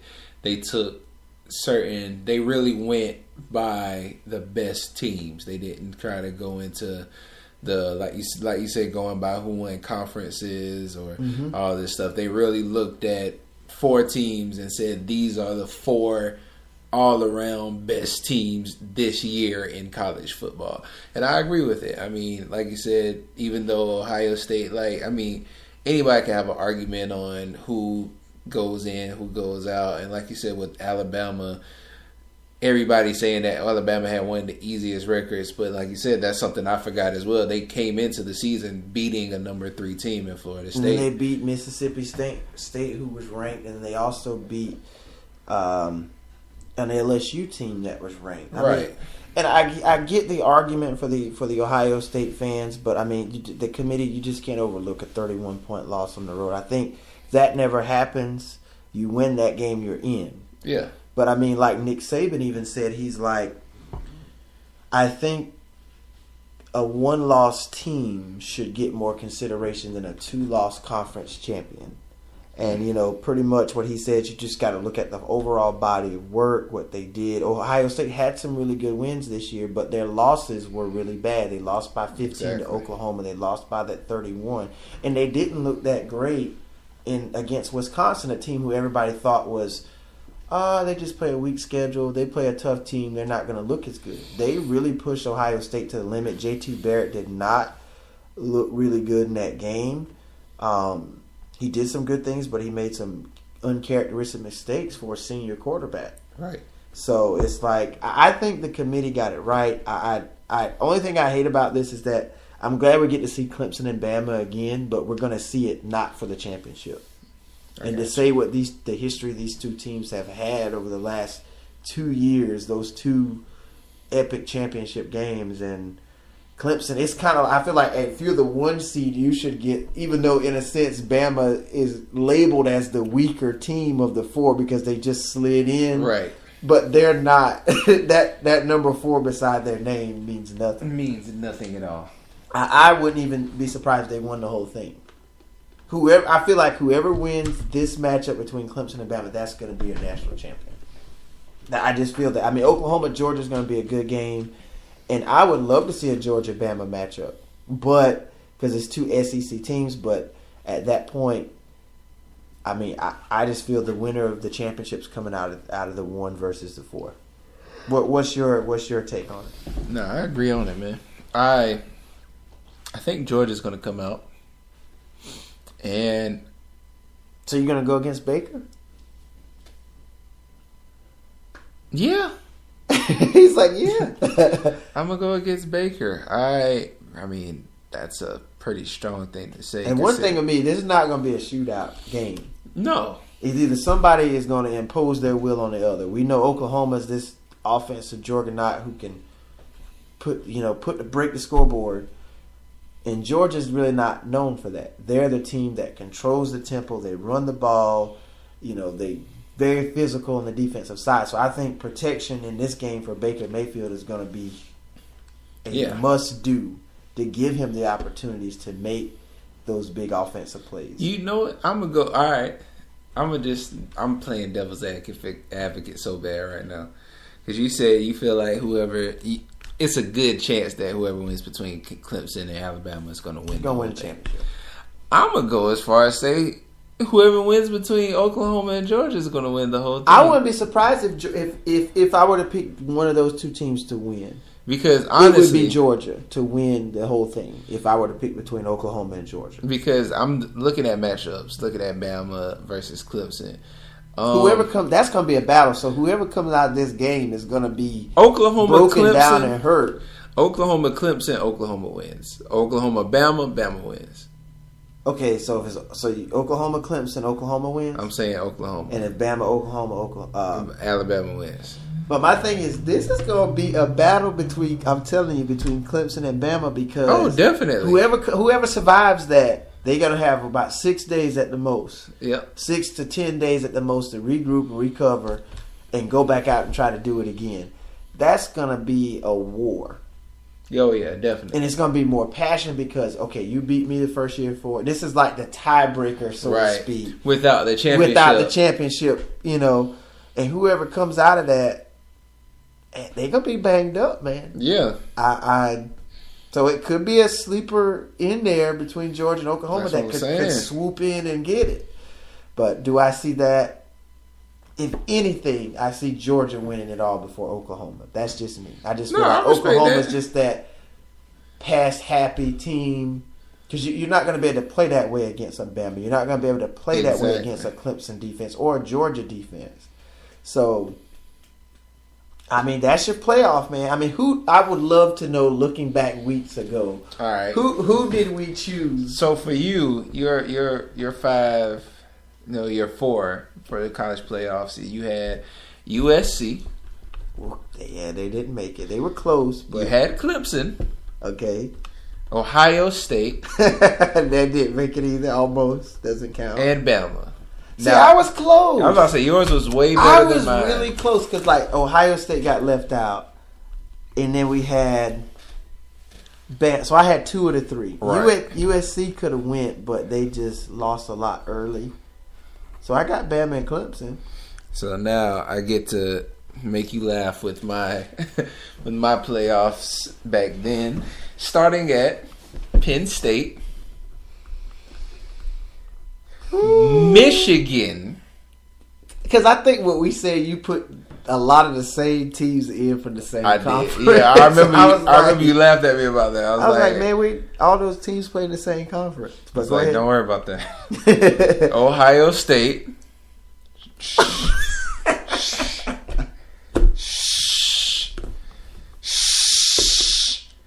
Listen, to my defense, I really didn't know much on the conferences when we started this college season. I know a little bit more. I can't say about college football now going into this. So next year you'll be ready. Exactly. And number 1, of course, was Bama. I had I got 1 out of 4. So, yeah, man. But now that you know, I think I ain't gonna beat you up too bad about that. But that's your 4. Yeah. They're gonna all be playing. So we'll have Clemson and Bama playing in the Sugar Bowl down in New Orleans, and then we'll have Oklahoma versus Georgia in the Rose Bowl. Okay. And the winners of those 2 games will play for the national championship. So, before we get into the continuing with the bowl season, but before I jump into some of the games for the bowl season, I'm going to just give you some head coaching changes that has taken place in college football over the last few days, a week or so. We do know ESPN analyst, former New York Jets and Kansas City Chiefs head coach Herman Edwards is taking over the head coaching job at Arizona State. So he is taking it. I saw where they say his interest. So okay. He is there. He notified ESPN that he will be taking over the duties as their head coach. I don't miss seeing Herm on TV, man. I like Herm Edwards. I ain't gonna lie now. The last few weeks, for whatever reason, I don't know what it was that he was fussing about, but he was getting on my nerves the last few weeks. One of my favorite rants of his is probably his most famous one is, "You play to win the game." I like Herm Edwards. I hope he does well in Arizona State. Speaking of that, UCF, Central Florida, Scott Frost was the head coach there, had led him to a perfect season. He's going to be taking his talents to his alma mater, leaving UCF to go coach at Nebraska. So, after leading UCF to that perfect season in that shootout of a game they had, he is heading to Nebraska to take over the helm for the Cornhuskers. Okay. And the biggest one, I would say, I didn't really see it coming, but not shocked that it happened because he's probably one of the top 3 head coaches in all of college football. Mr. Jimbo Fisher leaving Florida State. Going to Texas. Going to Texas A&M. 10 years, 75 million smackaroos. To be the head coach of the Texas A&M Aggies. He's joining the SEC Conference. Over there, he's the second highest paid head coach right behind Mr. Nick Saban. So him and Saban's going to do battle once a year in the SEC when Texas A&M plays Alabama. So that should be somewhat of a rivalry brewing. It was a rivalry before when Johnny Manziel was there. Right. And Kevin Sumlin was fired from Texas A&M. He had a really good stint at Texas A&M just kind of after the Johnny Manziel aftermath. He was never really able to really produce any great teams to really make a threat to Bama or make a threat in the SEC for Kevin Sumlin. So I think he's a really good head coach. I hope he finds work somewhere. I mean, whoever decides. I mean, there's a lot of jobs out on the table right now. The Tennessee job is vacant. Florida Gators job is vacant right now. You got the Florida State job that's open right now. So there's a lot of power conference, well, not power conference, but power college football, like very historic and, very well-known college teams that could take over, that could give him an opportunity there. So those are just some of the splashes that has taken place in college football with the coaching changes.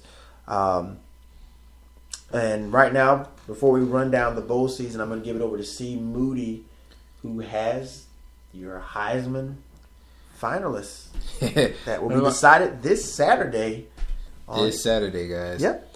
So, it's funny because we were trying to figure out how we call it the Heisman. Because you were saying high five all year. It was my Heisman high five, and now it's down to 3. So I guess because we're going to get into WWE afterwards, this is my Heisman triple threat. Here you go. You know how much you like the multi-man matches. 8 4-way, 6-man tag. Exactly. So my Heisman guys, the finalists are starting at number 3. I don't know if there's actual numbers. It's not any numbers or anything. So Oklahoma quarterback Baker Mayfield. He's accumulated 46 total touchdowns, 41 of them being passing, with only 5 interceptions for this season. He has been, in my aspects of looking at quarterbacks, probably the best quarterback. Just as what a quarterback's supposed to be as far as passing. Mm-hmm. Of course, the other quarterback in this race, I would say he's the best dual threat. Mm-hmm.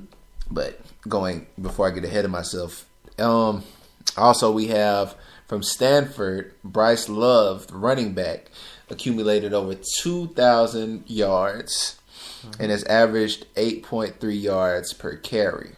and 12 of his rushes going for over 50 yards this season. That's hard to do. Definitely. Anytime to rush the ball over 50 yards. And to say you can knock it 12 times. Yeah. That's huge. Yeah, big ups to definitely Bryce Love being the only running back right now in the finals. And Lamar Jackson, who's probably been in there. He did come out of it at one point, but he got himself right back into the talk right at the end. Accumulating 42 touchdowns, 25 of them being passing, 17 of them being rushing. This would be, I think, the second person trying to get 2 Heismans since Archie Griffin. Yep. So that's all it is. I mean, it's a good. I mean, looking at that finalist, I just feel so bad for Mr. Saquon Barkley, man. I thought he was the front runner for much of the season. Him and Baker Mayfield. I thought it would be between those two. I thought they would still give him consideration. Yeah. But I mean, I don't have a problem with this 3. I just feel like Lamar Jackson and the season Louisville's had has not been that great of a season. Still, I know that Heisman. I know we made the argument last week or the week before that the Heisman is kind of more of a person, your impact as a more of a team oriented thing of how your team finished or where they ended up. I mean, those numbers Lamar Jackson put up were just numbers that you just can't argue, man. He's pretty much the thing that makes Louisville go. So, and then with Bryce Love and what he's been able to do at Stanford this year, running the football and just accumulating all those yards, and then having so many 12 rushes for over 50 yards. I mean, that's really good. Yeah. And then you look at Baker Mayfield and the consistency he has brought to Oklahoma and what he's doing, leading them to the college football playoff and just running that system out there. Even with the head coaching change, it looks like he's playing much better than even when Bob Stoops was in control there. So him and Lincoln Riley appears to have a good balance there, and he's looking to end his collegiate career with a potential Heisman Trophy and maybe a national championship as well. Definitely, man. One last thing on Baker Mayfield. What was I going to say? He's trying to be the 6th Heisman winner from Oklahoma, and 3rd Sooners quarterback, which would believe the other ones, Jason White, and one of my Rams, which is now Vikings, Sam Bradford. Yeah, I remember when Jason White won it. And one last thing, the Heisman itself has been named finalists since 1982. Mayfield is the 9th Oklahoma Heisman finalist, which is matching. Exactly, they're matching Miami for the most coming from one school. Yeah, they've produced some really good players out of the years. I mean, with Jason White, since the new millennium, since 2000, I think Jason White, Sam Bradford. I think before Sam Bradford, we had Adrian Peterson.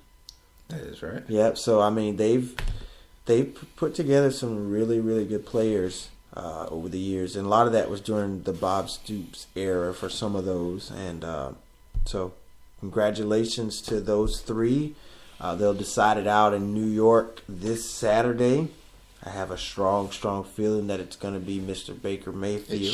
It should be, deservingly so, just given the position that he's in right now. So that's your Heisman triple threat. And to end this segment for college football, we're going to get into it's bowl season right now. So I'm going to give you some of the bowl games that I think that are going to be some really exciting games to watch. Obviously, starting off with the Sugar Bowl. Alabama versus Clemson, a rematch of the past 2 national championship games. Virtually the rubber match, so to speak, between these two, even though it's not for the title, but it could very well put them in a position to win yet another championship. Well, that should be a good one down in Louisiana in the Sugar Bowl. The Rose Bowl in Pasadena, Georgia Bulldogs versus Oklahoma Sooners for the right to play the national championship. Baker Mayfield versus that stout Georgia defense.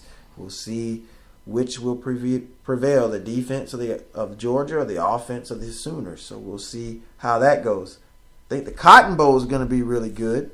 So I would say the Cotton Bowl would be your, so to speak, next top-tier bowl game after the 2 big ones with the Rose and the Sugar. Ohio State versus Southern Cal. Sam Darnold versus J.T. Barrett. I think that's going to be a good matchup there between those two schools there. The Fiesta Bowl, Penn State, Saquon Barkley versus Washington. The Alamo Bowl, Stanford versus Texas Christian University, TCU. So that should be a good one, Stanford versus TCU. The Camping World Bowl, Oklahoma State versus Virginia Tech. The Peach Bowl, Auburn versus undefeated Central Florida. That'll be a pretty good one. Yeah. I mean, those two. The Citrus Bowl, LSU versus Notre Dame, which I think is going to be a really good game between those two schools, given the fact Notre Dame was pretty much in the conversation for a while there in the college football playoff, and then they lost it to pretty much one of the teams that's in the playoff right now in Georgia. And then they lost that one to Miami, who was in strong consideration for a while, but until they met up with Clemson. So Notre Dame will be facing off with LSU in the Citrus Bowl. And the Orange Bowl, I'm really looking forward to this game. I actually put a little star beside it. Miami Hurricanes versus the Wisconsin Badgers. Yeah. So I guess these were, if there was a final 8, your final 8 would probably be, if you expanded it to 8, Wisconsin, Miami, Ohio State, Southern Cal. Those will be your top 2 bowl games besides the Rose and the Sugar, which would be the Cotton Bowl and the Orange Bowl. The Foster Farms Bowl, Arizona versus Purdue. The Tax Slayer Bowl, Louisville versus Mississippi State. Las Vegas Bowl, Boise State versus Oregon. The Holiday Bowl, Michigan State versus Washington State. The Sun Bowl, North Carolina State versus Arizona State. And then back here at home, for our Gamecocks fans, the Outback Bowl, Michigan versus South Carolina. Now, this is pretty much the 5-year history. The last 5 years ago, these two teams met in the Outback Bowl. And remember that big hit heard around the world from Jadeveon Clowney. Yeah, buddy. So it's kind of 5 years later, right, these two schools meet up again to renew that once again. I hope somebody can bring it back. That hit was probably number 1 on SportsCenter for, I think it was the record. Yeah. Every time they hit a top play and they put it versus the previous day's top play, and it's just like, you see that hit from Clowney, right. It's just like, I mean, because he lost everything in that. He lost the helmet, ball, and then the way he picked the ball up, he was just like, yeah, just a like monster, like a bear, So obviously, I thought that was ironic to see Michigan in South Carolina again in the Outback Bowl. Now, South Carolina's had some pretty good success in the Outback Bowl too. They've beaten Ohio State in the Outback Bowl before. They've beaten Michigan in the Outback Bowl, and now playing Michigan once again in the Outback Bowl. So that's just some of the top bowl games that I think that we'll see for this bowl season. I can't wait for it to begin. Really anxious to see the college football playoffs. I've been having a lot of fun this year covering the college football in this, trying to determine who's going to be the Final Four. Now we know it, and now we just got to wait and see how it all is going to turn out. So we're getting ready to close this segment out for college football. We've already done everything from the NFL, recapping last week's picks, and now we've already given you the college football playoff. We've talked to you about the top 3 in the Heisman finalists for this Saturday, the head coaching changes around college football. We've given you a list of some really good bowl games you may want to tune into and watch. And now we're getting ready to close it out and talk about some WWE action. We've missed a lot of the last 2 weeks. Some good old wrestling, as C. Moody likes to say. Yes, sir. We're going to give you the after effects of the Survivor Series, the current state of Monday Night Raw and SmackDown Live. This is Sports Moods, 2 Moodies. 1 Duty. Sports. We'll be right back.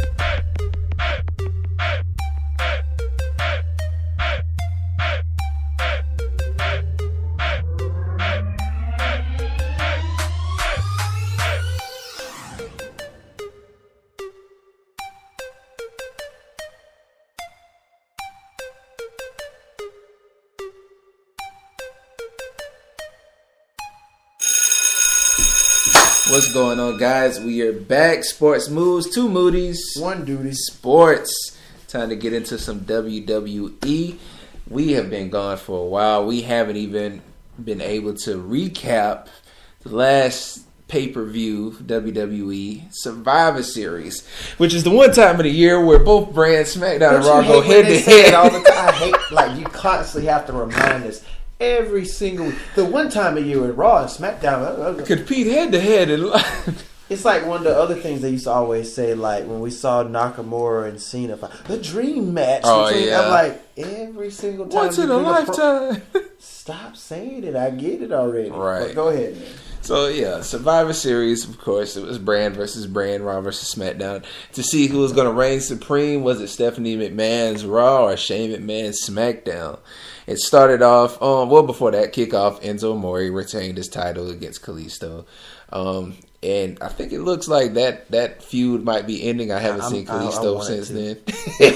I wanted to go ahead. I don't know. I mean, but now you have to deal with the Zoe Train every week. So now you got 5 guys. I don't want to deal with none of them. I just want to just completely cut them out of the show. So match number 1 was the Shield in their first actual competition or match as the cohesive original Shield. Wait, no Kurt Angle? No Kurt Angle, not this week. No Kurt. Okay. No Olympic gold medalists. No The Game at a live show. No Kurt Reigns. No Roman Angle. No triple Roman. yeah, I saw that when they were in Triple H did it. Exactly. So it was them versus SmackDown's New Day, which was a really good match. Pretty much to say it all, Shield ends up winning with the triple powerbomb off the top rope to Kofi Kingston. I thought that was a really good match between them. They really brought the house down with that. But you knew the numbers game would get it for the Shield. I think Kofi took the pin, right? Yeah, Kofi took the pin on that one. So, I mean, of course, Big E has some good strong points. I like that how they matched up everybody well with sizes and speed. Mm-hmm. So, yeah, it's a good match. That made Raw 1, SmackDown 0 right there. Mm-hmm. Right after that was the women's 5-on-5. Tamina was the best she'd ever looked in this match. Like, I know she counted out Nia Jax by like super kicking her like 5 times. Like, it was crazy. She pinned Bayley. 3 super kicks to eliminate Nia Jax, and then a splash outside the ring to solidify that count out. Even though Naomi botched a pin on Alicia Fox later on in that match. It's pretty bad. Natalya, they ended up being Natalya and Tamina versus Asuka. And they finally built Asuka up as what she was supposed to look. So really, the two best people that came out of this match was Tamina for SmackDown and Asuka for Raw, which was a really letdown for Nia Jax. So I wish they would have made it look more competitive between Nia Jax and Tamina. Because those are your 2 big. Exactly. Actually, I didn't know they were family. I didn't realize that either. I didn't realize that either. Until the commentary, and then when they said it, I looked it up. So they are kind of because I think I think Nia is like through The Rock, while Nia is like Superfly, of course, Snuka. So she's more into the Samoan, because I know people argue because The Rock is kind of like just a blood brother, not a family. Yeah. But that's a whole nother story. Right. So Asuka, like I said, she starts to dominate against the 2. She ends up doing a roll. She reversed the arm bar with Natalya and rolled it into an Asuka lock or something like that. And finally making her look real strong as I wrote it down. So I'm glad that made Raw 2, SmackDown 0. After which you had the first championship match, which was Intercontinental Champion Miz from Raw versus the United States Champion Baron Corbin for SmackDown. Of course, the Miz Taraj interfered throughout this match, and they actually targeted Baron Corbin's leg. And at some part, starting this match off, the Miz kind of came off as like a face, because for me, Baron Corbin had took shot. I didn't realize how much he took shots at the Maurice and how his parenthood. So for me, Maurice was there. Yeah, she actually was there in the crowd. So for me, for a moment, it actually made me chant for the Miz, because now it's like, you gotta stand for your family, man. Yeah, like, talk about your family, like this man like as he loved to say, my unborn child. Right, kissed at his wife and everything. No, you got to beat this man up. But then I remember that he's a heel too because like the Mr. started getting more and more involved. So even though Baron Corbin's a heel, he's fighting a heel Taraj. So, heel Taraj. So, but I mean, of course, somehow Baron Corbin overcomes it all. He wins it with the end of days coming off the corner, which I thought was really good. I love his finisher. I don't think he has the greatest wrestle set, but what's the deep six and the end of days, and then even when he does the little slide out the ring, come back in for the clothesline, he has I love those moves. He has one of the best signatures. Yeah, for SmackDown for me, especially power moves. Yeah, for sure. So that puts SmackDown on the map now. It's Raw 2, SmackDown 1. Then Paul Heyman, that backstage, they say something about Paul Heyman. You know how they're going to destroy AJ Styles because that's the big matchup now. The dream matchup is Brock Lesnar versus AJ Styles later on in the night. Then we finally get into the tag champs match. The Raw's champions, Sheamus and Cesaro. Versus talk about super kicks. Yeah, exactly. Versus SmackDown's Usos. Which coming into this. I'm over here pretending that I'm getting super kicked. It's just like the effects of the over. It's just. So, and the Usos have been excellent on the mic. Even though I missed the Samoan pride Uso when they like I love when they used to do that. That was my favorite thing about them, and I wish that somehow they can incorporate that and still. I love this thuggish kind of like this is swagger they got. Yeah, this is the best they've ever looked as an all around unit. They've been able to talk more, like you said. Their promos are excellent, and I love how they came in with the bar theme. Yeah. And how they just kept picking at the bar. Exactly. That promo shooting on that was excellent. Excellent way to start the match off. And of course, this was another good match. It was good. Yeah, it was a really good match. I would love to see Dean and Seth. I knew he was going to say that. This was actually not as bad as I thought it was going to be. Yeah, it really was. It actually was a really good match. I feel like, of course, like you said, there would have been a better Dean and Seth, but I think the Shield Dean itself with Roman played better part with the New Day. Exactly. Yeah, that made more sense when they did that. Exactly. So I wrote down, what did I write? That Usos did a reverse into a Samoan drop on Sheamus while on Cesaro's shoulders. That is right. When they were trying to do like a white noise thing off of it, that was a really nice move. And like you said, the super kicks. Man, the kicks are 4 repeated super kicks and a splash to end Sheamus. And one time Cesaro sacrificed himself for Sheamus and right. took 2 of them at the same time. He's like, he pushes Sheamus out the way. It's like, I have you, brother. Right. So, and yeah, definitely that finally ties it back up. Raw 2, SmackDown 2. Jason Jordan is backstage wanting to be a part of it, but he's still mad at Triple H for pedigreeing him in front of his father. So he wants Triple H to be eliminated, but wants to help. Another story. Women's champions versus women's champion. You have Raw's Alexa Bliss versus Charlotte's. You got to introduce them the right way. You got the goddess. Oh, the goddess versus the queen. The goddess of Raw. These are arguably the 2 most successful women. That's true. They're the only 2 with both champions. Mm-hmm. So, and the queen of SmackDown. I thought they would give that to Charlotte first, though. To let her be the one to win titles on both brands before Alexa Bliss. But Bliss is still... But you know what? Now that I think about it, maybe Ric Flair having those those had a lot to do with that. Because I know it was a couple weeks where you didn't see Charlotte. As soon as Bliss got the Raw, she bam was the champion. Yeah, and when Charlotte had to kind of Charlotte had to, like you said, fight. Then you wouldn't see her a couple weeks, and then she was back. Didn't see her maybe. So. But yeah, it's another. I think it was a pretty decent match between the 2. Alexa Bliss tried to target, her ribs or Charlotte's ribs. Charlotte, I felt like you liked this part. Charlotte actually went back and hit the natural selection. I'm glad she did. Yeah. I love that. I don't like this boot from her. I love the boot, man. It's an impactful move, but it shouldn't be her finisher. Everybody has this move that they do if you're a good wrestler. and their skill set that they do. And your signature, and you get that really near fall on it every time. It's like with Seth Rollins, the Falcon's Arrow. Yeah. He does the suplex and drops him down. He pins. It's 1, right. 2, and you know they're going to kick out. That should be her thing with the boot. Okay. You think, oh, okay, they're out, and she's going to win it, and they jump out. I just think she need to go back to the natural selection. Okay, I respect that. So Charlotte wins, hitting the figure 8 on Alexa Bliss. And then we have the champ, which is really, for me, this is possibly the main event right here. Raw Universal Champion. Brock Lesnar.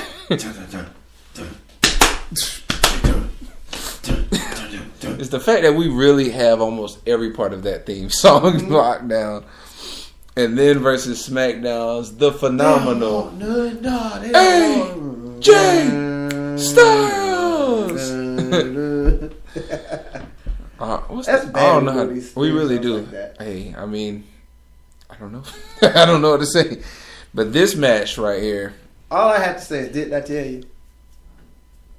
Yeah. I told you. Yeah. This is the house. AJ Styles. I said, AJ, you're going to have to leave the house. And you're going to have to go to Suplex He's going to pull you out that house, boy. He suplex you and the whole house. Yeah, they really made Brock look AJ super dominant. Well too, yeah, he sold an it awesome job. Amazingly. He really looked like he was. Like the faces he was making, I thought one time he was really hurt. Yeah, it almost went back to that time, like you say, how Brock Lesnar dominated John Cena. Mm-hmm. I think it was SummerSlam. Yeah, maybe. Yep. Yeah, it really felt like that. That all over again. Yeah, but like you said, AJ once again they really played on his endurance. He actually started kind of hitting some sparks, really starting to target Brock Lesnar's knee. Hits an amazing calf crusher on him, but then Brock Lesnar takes this man's face and just it was beautiful and very painful at the same time. And overall, even though it was a dominant match by Brock, it still was a good match. Exactly. Because AJ, you knew he was going to get a flurry where he would do his thing. And he actually had an opportunity. He hit the phenomenal on it. And kicked out. He hit the phenomenal forearm. Brock Lesnar kicks out. He decides he's going to go for it again. Bad idea. Not good at all. He catches him right there to the F5. One F5. But That's Brock walks away limping, though. Yep. That's true. AJ, I think that calf crusher got a hold of Brock, Oh, yeah. That's a draining move, man. Your knee pulling back like that. But overall, Brock dominates this thing, man. From the get-go, as soon as the bell rings, he gets him in the corner. He's ramming him in the corner, and then you get that first suplex. Which you should expect, because especially how they're trying to build Brock Lesnar to look how monstrous he's supposed to look going into WrestleMania. Yeah, and I'm glad we didn't get Jinder. Even though I would have loved Jinder to take a beat down like that. And I would have loved to see him get a hold of the Sings and just dismantle them. But honestly, I feel like they wouldn't have let Jinder get beat up as bad as they made AJ Styles look. Honestly. Okay. I really don't think they would have done that. They should have, because it should be like, hey, Jinder, you're talking all this trash. You're a heel that kind of does the hide behind your brothers. I was thinking, as you were saying that, as a plot twist, they should have let Jinder would have fought him. Yeah. Obviously, let the Sings try to help. But then let Khali come out again. That would have been good. That would have been the best time to do it. Yeah. Because then Brock Lesnar would have gotten a fight with him. And then if, I don't know if they were going to. I feel like if they would have made that match, they would have tried to make Jinder win in some kind of dirty mode. Let Khali come out or something. Probably Khali hit him over the head, do that little stupid palm chop thing, and then he just rolls into a pin. But he's going to have to do it like 4 times on Brock Lesnar. But I don't really see Brock, like with the Khali, that's a lot to try to. I think he would have did it. I think he would have caught him one time. Like when Khali first got in the ring, he would have like sped around him. Because now, once Brock versus Khali, he's the fast guy. Mm-hmm. So he would have got around him. He would have hit it one time. Then that when Jinder would have taken advantage, and then Khali would have gotten his ground back. Hit that little, hit that chop on him. That's how it was with Randy Orton. We thought Orton was going to beat him in the Punjabi. Right. And then Khali comes out. And just have Khali just come out and just chop him on the head. And then Brock is out, and then somehow Jinder wins. Exactly. But I'm glad none of that. Exactly. Happened. I'm glad they didn't do that. Because they would have had to make some kind of rematch or do something crazy. So, yeah. Yeah, but I mean, it was still good with them and AJ. AJ really sold the suplex as well. He got his little flurry of things going and hit his phenomenal on him. And he hit the little 5-star. Yeah, the 450. 450, yeah. Splash on him. So he did some good things despite he got, beat down. Yeah, definitely. And AJ does a really good job of putting people over like we did with Finn, like he did with Finn Balor, like he did with Cena, like he did with Lesnar, some of the bigger names in the business. He does a really good job of putting them over. Right. And then I guess you would call it the main event of Survivor Series, the 5-on-5 men's match to determine it all. By now, it's a now tie 3-3, Raw and SmackDown.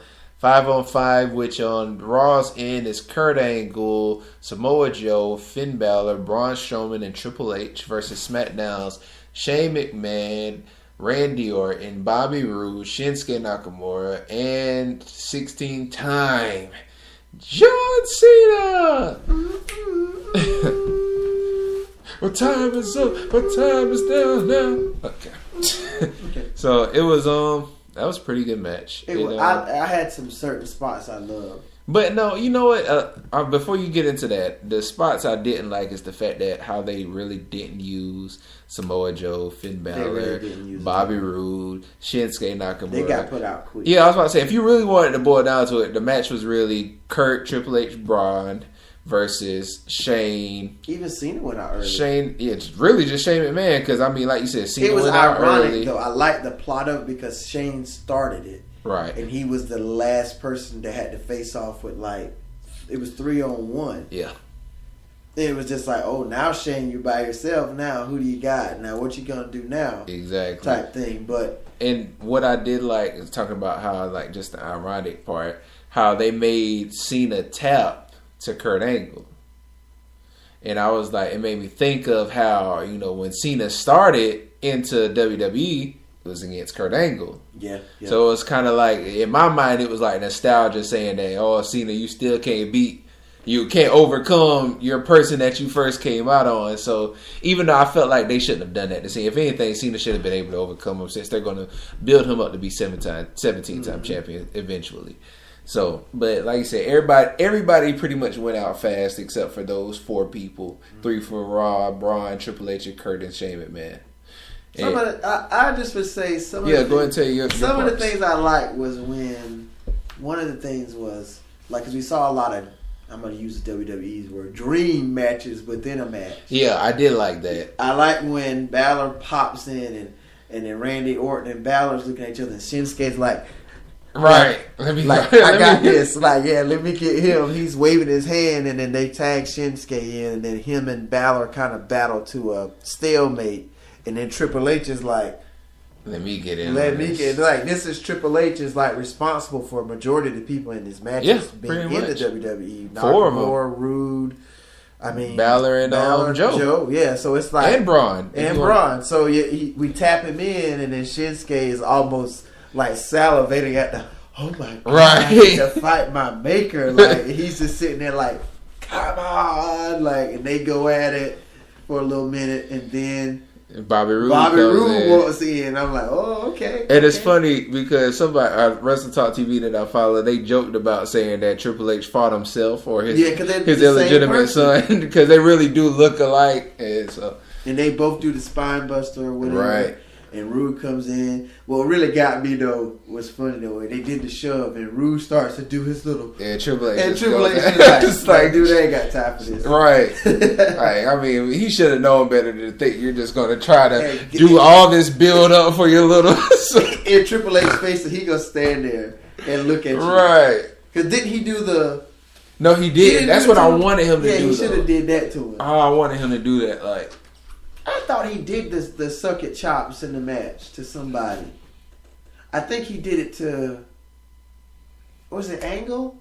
It had to be Angle. I think I may have to go back. I thought he did. Yeah, we have to go back and see that. 'Cause I feel like he did it to Angle, but I know I feel like I know he didn't do it to Roode, and I felt like that was a blown opportunity considering that he was Bobby Roode's over there. And he like, could have been like, you know how when him and the Undertaker used to go, and Undertaker used to do his little they had to be and Triple H so good. But I like those little moments in the match, and then to get this, like you said, see Angle and Cena reminisce their history. Right. I like the little moment with Orton and Joe. Who else did we get to see? Braun really didn't get to be as dominant as I thought they would make. I mean, obviously they let him eliminate Roode and Shinsuke, but yeah, I mean, of course, they're no match for him. So exactly. Which even then, I felt like they could have, at least with Shinsuke, considering how they really emphasized on him being the king of strong style, he should have been able to at least put some kind of pop on Braun to say that daze him a little bit. Right. We've seen lesser talent daze Braun Strowman. Yeah, because like you said, he shouldn't be able to beat Braun, but show that he really is stronger than what people think, and it'd be like, oh snap, you know, he really is putting some damage on Braun Strowman. Then he gets out. You know, I feel like they should have done that because they really are underselling Shinsuke now, and it's disappointing. But it was funny though, like how Roode and they were eliminated, and they came back and helped.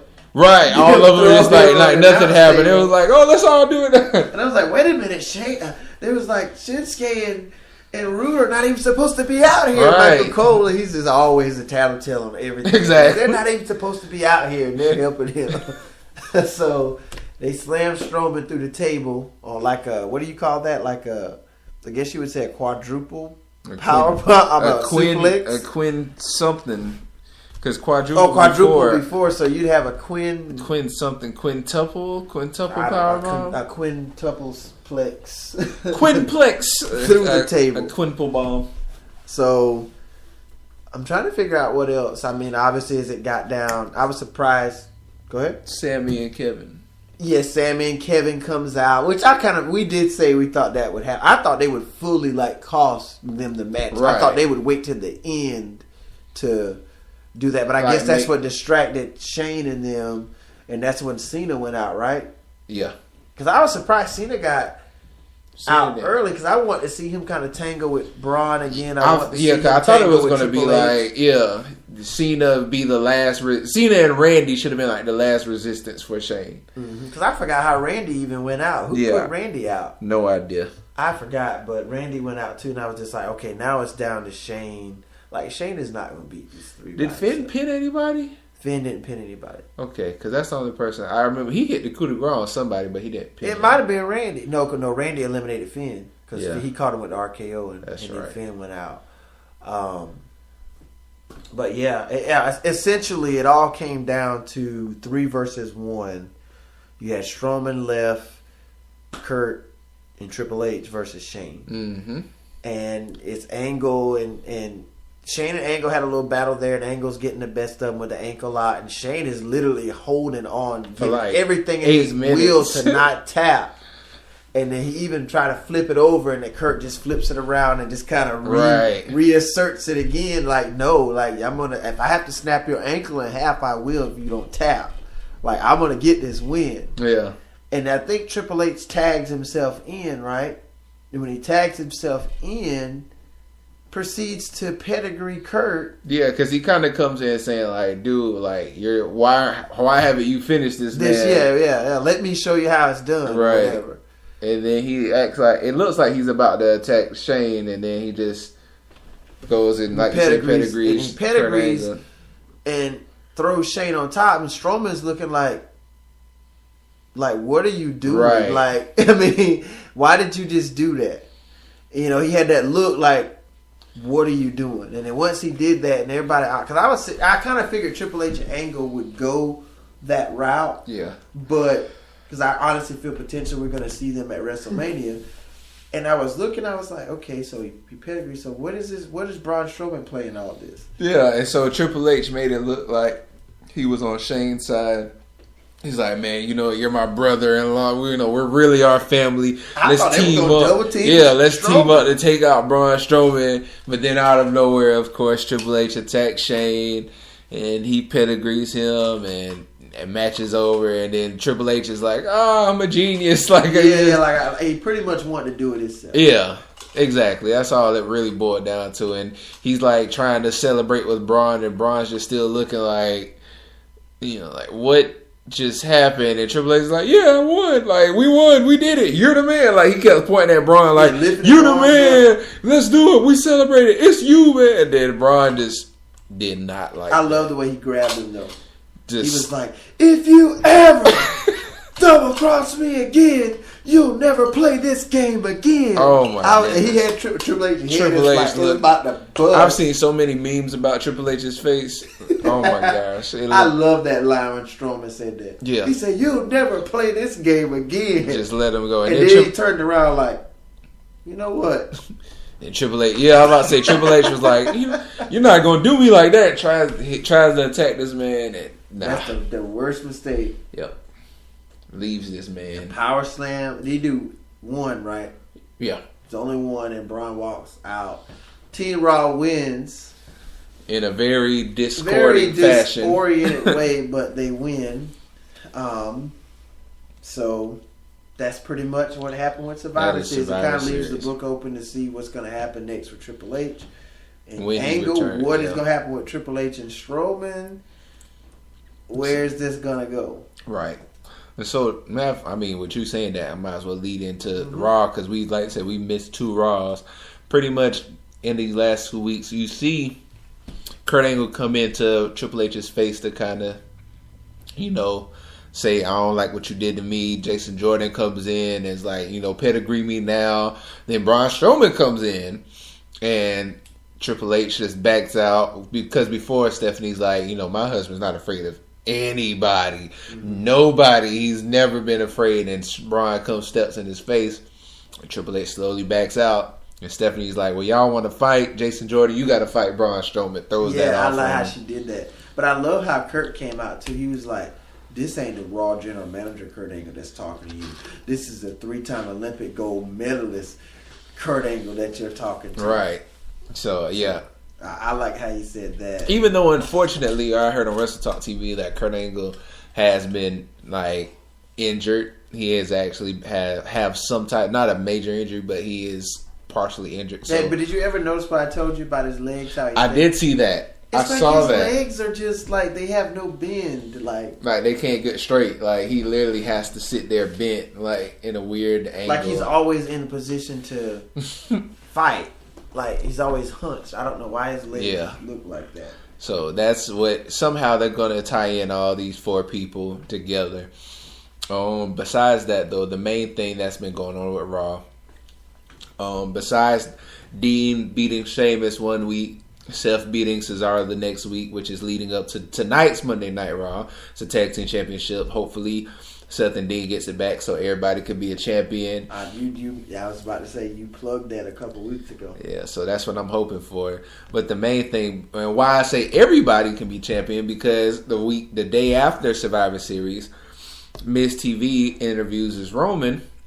They talk about how Seth and Dean are going to get their tag back, but Roman doesn't have one. He was like, "Hey Miz, I'll fight you."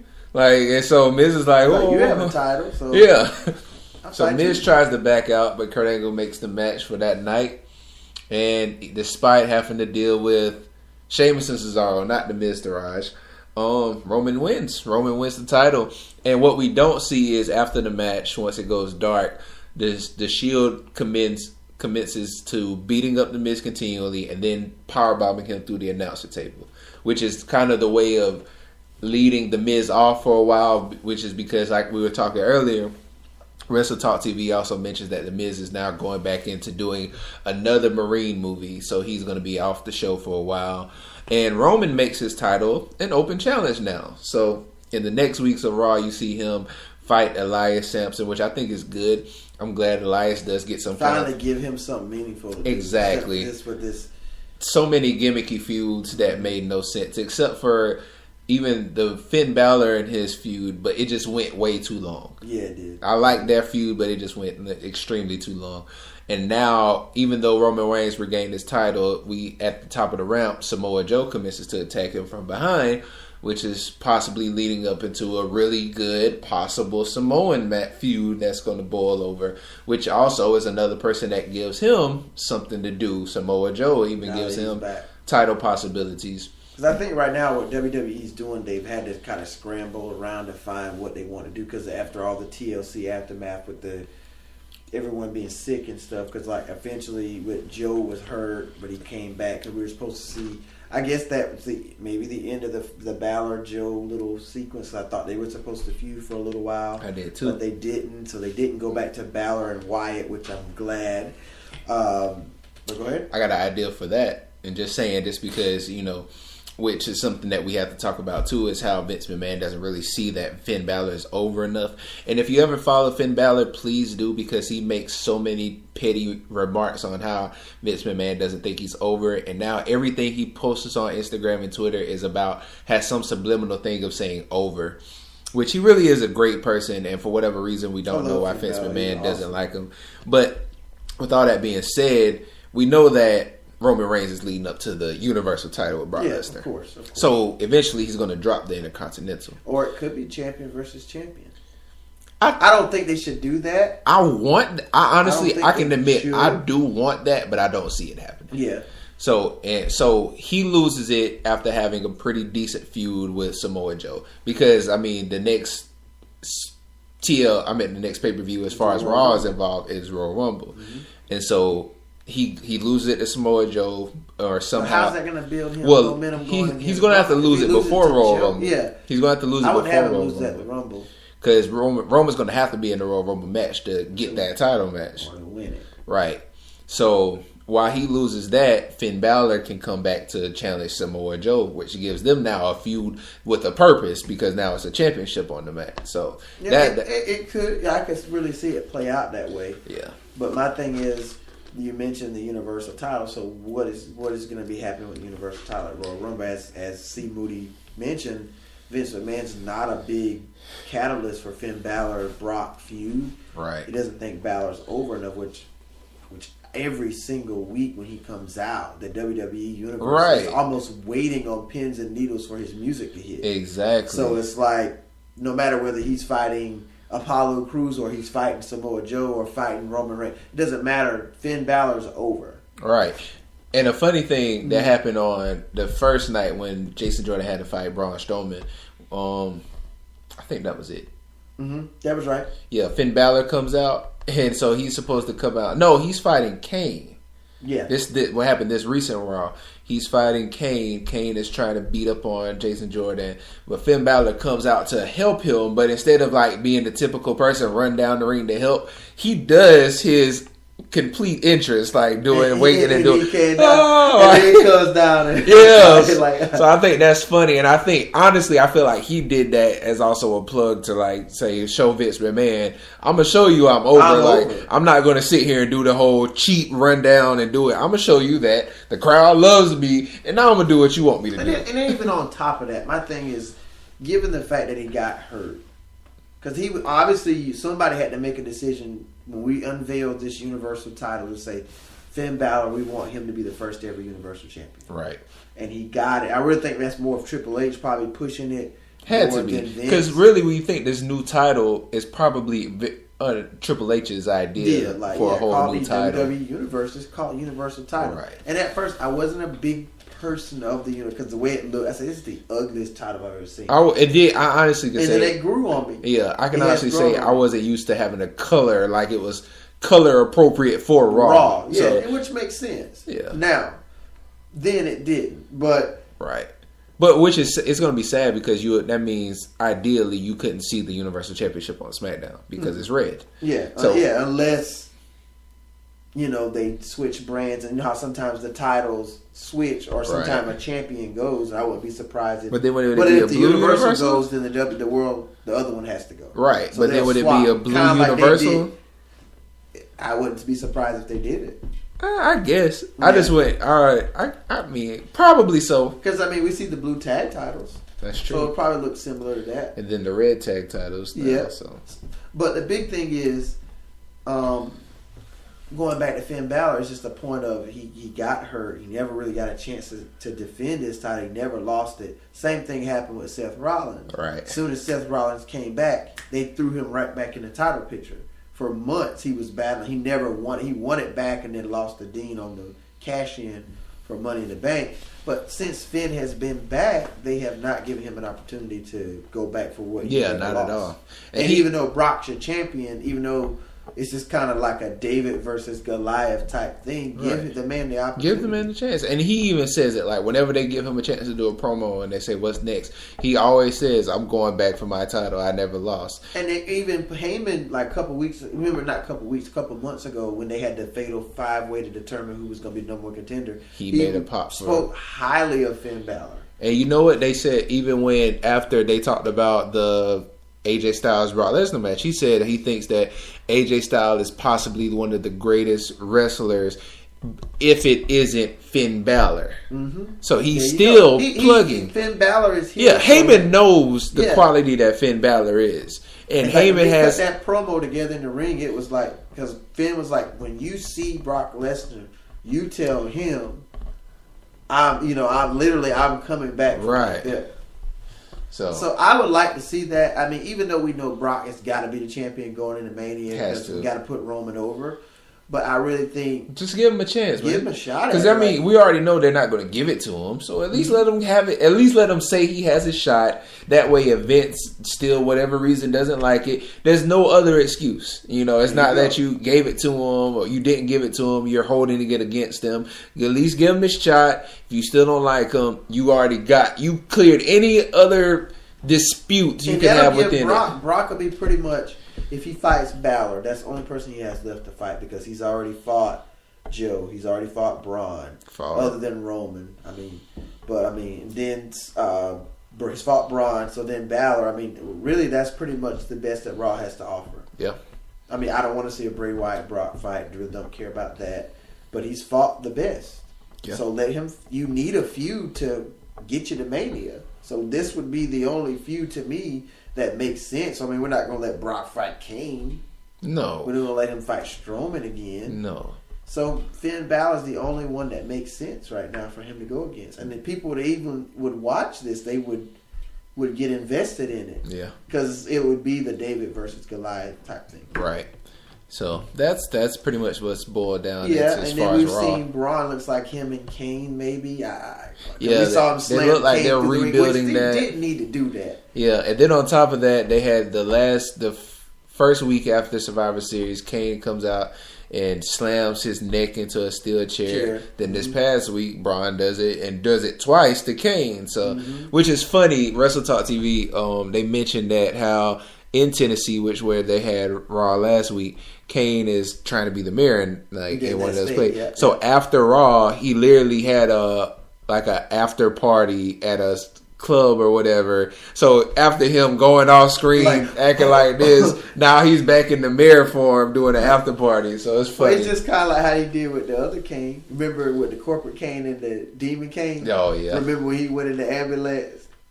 Seth beat up corporate Kane. And then he went to the ambulance and the smoke came out and then Demon Kane was out the ambulance. So he's very easily can switch personas. Yeah. It's like, I'm not even WWE makes us. I'm Mayor Kane now. So yeah, that's on the red side. On the blue side for these past few weeks, really the main thing is pretty much dealing with Sami Zayn and Kevin Owens, as for them basically betraying SmackDown. Shane wants to fire him. Dane Bryant's like, no, let's make him suffer. Let's put him in these matches. I think the first week they put him in a lumberjack match against the New Day. After which, I know Kevin Owens had to have a match against Randy Orton. I didn't get to see that match. I don't know how that came out. The way that one ended was Sami Zayn was barred from ringside. He still came out anyway. He hit Randy Orton in his leg with the chair. Because they ended up going up the ramp or something. Yeah, I heard about that. But even though Randy still was able to get the best of Kevin, he put the little DDT on him from the ropes. And then he was setting up for the RKO, and somehow Kevin was able to avoid it, hit him in the back of the leg where Zayn hit him with the chair. Yeah. And then I think Kevin Owens won it with a frog splash or whatever. He didn't even do the pop-up powerbomb. Oh, wow. I would have loved to try to see a pop-up powerbomb and then Randy catch him with an RKO. Ooh, I thought that's what we were going to get to. If they keep that feud, maybe that could be like the feud ender. Because usually whenever Randy Orton ends a feud with somebody, it's some kind of spectacular RKO. With it. And I honestly, for me, the best RKO now is the WrestleMania with Seth Rollins. Oh, man. When he tried to do the curb stomp and he just pushed it. Oh, my. That's the best one for me right now in his career. Seth Rollins has taken the worst RKOs there is to take. Because I think he did one off the cage, remember? Yeah. Seth was climbing the cage and Randy pulled him by his foot. And he fell in the air and he just came down and boom. Yeah. Seth is he's on that archive of definitely tough ones. So that's pretty much it for the Blue brand. I mean, of course, I was about to say on both Raw and SmackDown we did have 2 teams come in. On one we have a returning Paige coming with Mandy Rose and Mandy, I don't remember her other name. I don't remember the other girl's name. Mandy Rose, and I'm going to have to look up the other girl's name. They are what's their name? Absolution. And they are freaking having on Raw now. They've been attacking everybody they can see on the Red brand. And it's pretty, I guess, I don't know Mandy what to say. Rose and Sonya Deville. Okay. So that's who it is on. And I like Sonya Deville because I like that UFC fighter persona of her. Mm-hmm. So I like that. But then what confuses me is on the Blue brand, we have something that looks almost identical. And on that side, we have the Riot Squad, which is led by NXT's Ruby Riott. Followed by, what is that? Oh, Liv Morgan and Sarah Logan. Which what you were telling me earlier is that it's possible that it could be a complete alliance of Paige that just happened to spread from Red and Blue brands. Which I hope it is, because if not, it just looks like I had no ideas to bring the 3 women into SmackDown, so we're just going to make them look like what we did to Raw. And what I think is going on, which, once again, Wrestle Talk TV, this is kind of how I kept up with Raw and SmackDown these past few weeks. They said that the reason that they pushed, the 3 on each side is to build up the women's division, because the plan is that we're going to have a 20-woman Royal Rumble. I've heard whispers of that. And I also heard rumors, too, that Paige possibly could be... I don't know, but since they've already split the names of the right, but a lot of them revere Paige as she was the woman who started this, and nobody gives her the respect she deserves, and blah blah blah. But I was hearing at first that she could very well kind of do like a John Cena thing, be a free agent where she roams from Raw to SmackDown, and she's kind of the leader of these 2. Okay. Factions, but I don't know how true that'll be. Right. But it's kind of like the same plot. I mean, they're beating up on the superstars that's already there. It's kind of like a woman's version of the Nexus in a way. Right. It really is. Like, we're new. We're here to take over. We're gonna let you know. Beat up everybody because they beat up. Because right now Naomi is quote unquote out with injuries after last week. What they did to her. Okay. What's my other girl name with the red hair? Becky Lynch. She got hurt coming to try to help Naomi. Oh, wow. They beat up Charlotte. Yeah. And Lana and the rest of those girls. So of course, Lana. It's and then on Raw you got Sasha Banks and Bayley. Like last week on Raw it was supposed to be a 6-woman tag. And they took out Mickey James and Bayley, left them laying, and Sasha had to fend for herself. And I heard this one thing that I think was really neat that they did. Asuka was in the ring by herself against the Absolution. That's what they need to try to do. But they backed down. But they backed down against Asuka. Oh, they did that to her? No, they didn't attack. When was this? I don't know. I don't know if this was Monday, this recent Monday. Right. So it was Asuka and Nia Jax, those 2, you ain't fit that. Exactly. You can Absolution and all you want. It's going to be an absolute beatdown. That's what it's going to be. So yeah, I like that. I'm gonna have to, like I said, go back on Raw and see that for myself. I would love to see that because you said they backed down from. Yeah, it was like they started surrounding them kind of like a shield thing, but then like what's the Mandy Rose and DeVille, they first went down, and it was kind of like a stare off between Asuka and Paige, saying that it's a possibility that would be the next rivalry, but I highly doubt it, considering that Asuka's trying to go for that belt. Right, and still Asuka still has to destroy everybody else. Build her way up. So maybe she can like demolish, like I said, Rose and DeVille first, but yeah.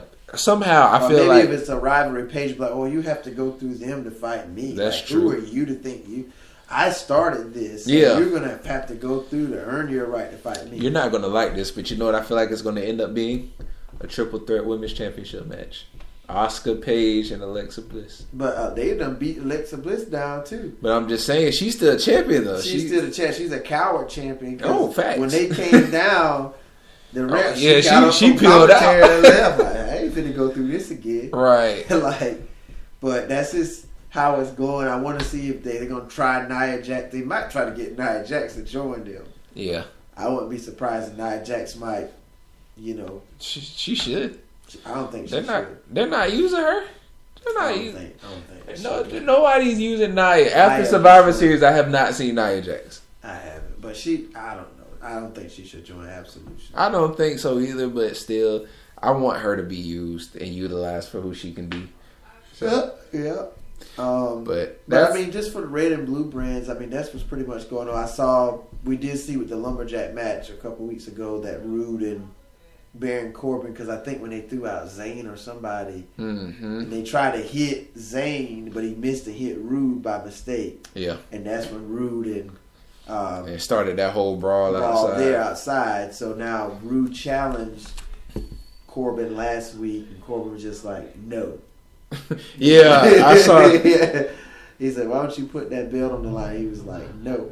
So, I mean, I guess that's just where it's. That's pretty much it's not really been really good episodes of Raw and SmackDown. No, not at all. Over the last couple of weeks. And I just can't wait till we get to the build of WrestleMania season. So, I mean, that's pretty much what's going on. Obviously, the next pay-per-view for SmackDown is going to be Clash of Champions, where we know Jinder Mahal and AJ Styles are going to hit each other up once again in a rematch. And we saw last week AJ had to fight off the Sings. Right. And I love the way he did that Styles. Did you see that? He did the Styles Clash off the top one Singh brother to the other. And on top of the other Singh brother.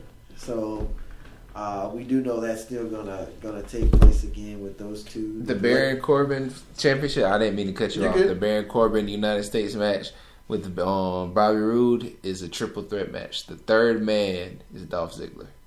Where did he come from in this? I don't know. They just randomly threw him in it's there. Like, hey Dolph. I would be surprised if Ziggler win it. I don't want him to. I want Roode to go ahead and start his reign. I don't want Roode to win it in triple threat. I want Roode to beat him. Because he's already beaten Corbin. I mean, not Corbin. Ziggler. But the way they won with the little tight thing. But see, I think that if Roode wins, he can win by pinning maybe Dolph Ziggler, and that can build up for them having a real feud down the line. But what do you do with Corbin? But I'm saying I say give Corbin their title, like give him his rematch, and they have a 1-on-1.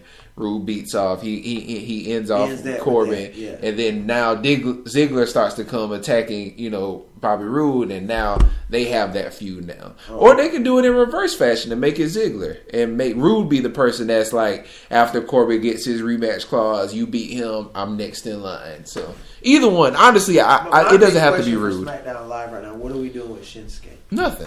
Nothing at all. What is his purpose now? Nothing. Just after a couple of weeks, we want to hear the.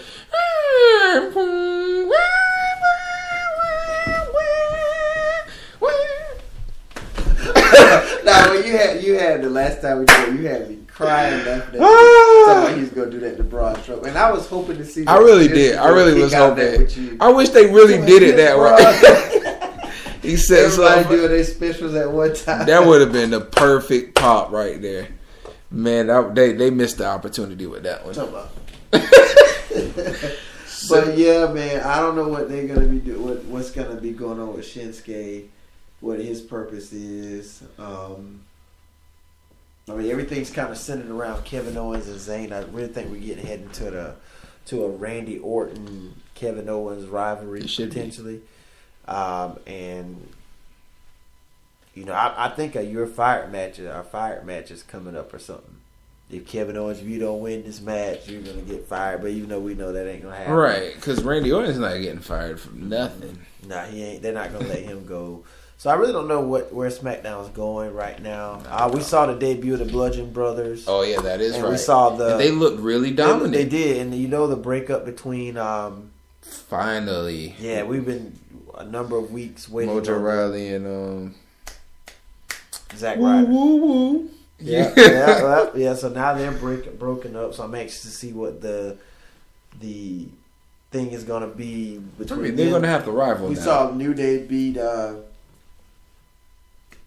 the Usos, Gable and Gable Benjamin. And so Benjamin. does that make them number one contenders for the belts again? It's a triple threat at Clash of Champions. I saw that. Oh, tag match. It's gonna be the New Day and Chad and American Beta versus the Usos. Man, so New Day's back in the tag picture again, but I think the Bludgeon Brothers want to go come up. They should. It's gonna be a quadruple. It's gonna be a fatal four-way tag match. No. It's gonna be a fatal four-way tag, man. I'm telling you. That's how. They're gonna get the Usos a run. Oh yeah, the Bludgeon Brothers. Oh man. Yeah, so and I think they should take it from them. I really think they should. They should be the ones that win it. They should. So let them hold it for a while. Maybe they have. Matter of fact. Depending on, I feel like they wouldn't give the Bludgeon Brothers right now a WrestleMania spot. No. They would have to lose it to New Day maybe at like the next pay-per-view in like February or something, and then Usos come back up to have that'll be their WrestleMania, the Usos and New Day tag match. So I think at WrestleMania we should see a ladder match.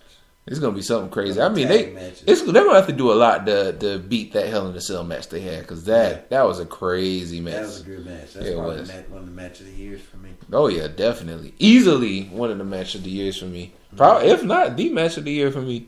Mm-hmm. So, but guys, that is everything we have to say about Raw and SmackDown, the brands of WWE. If D Moody doesn't have anything else to add, that's all I have, man. Awesome. I just want Finn Balor to get his Universal title shot. Yeah, man. Hashtag put Finn over. Hashtag put or get Finn over. We need to make that viral as soon as possible. Yep. So, but yeah.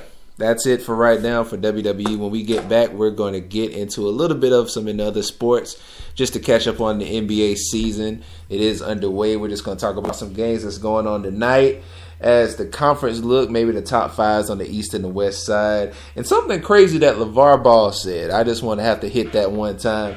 After that, we're going to end it with our NFL predictions. This is Sports Moves. 2 Moody's. 1 Duty. Sports. We'll be right back.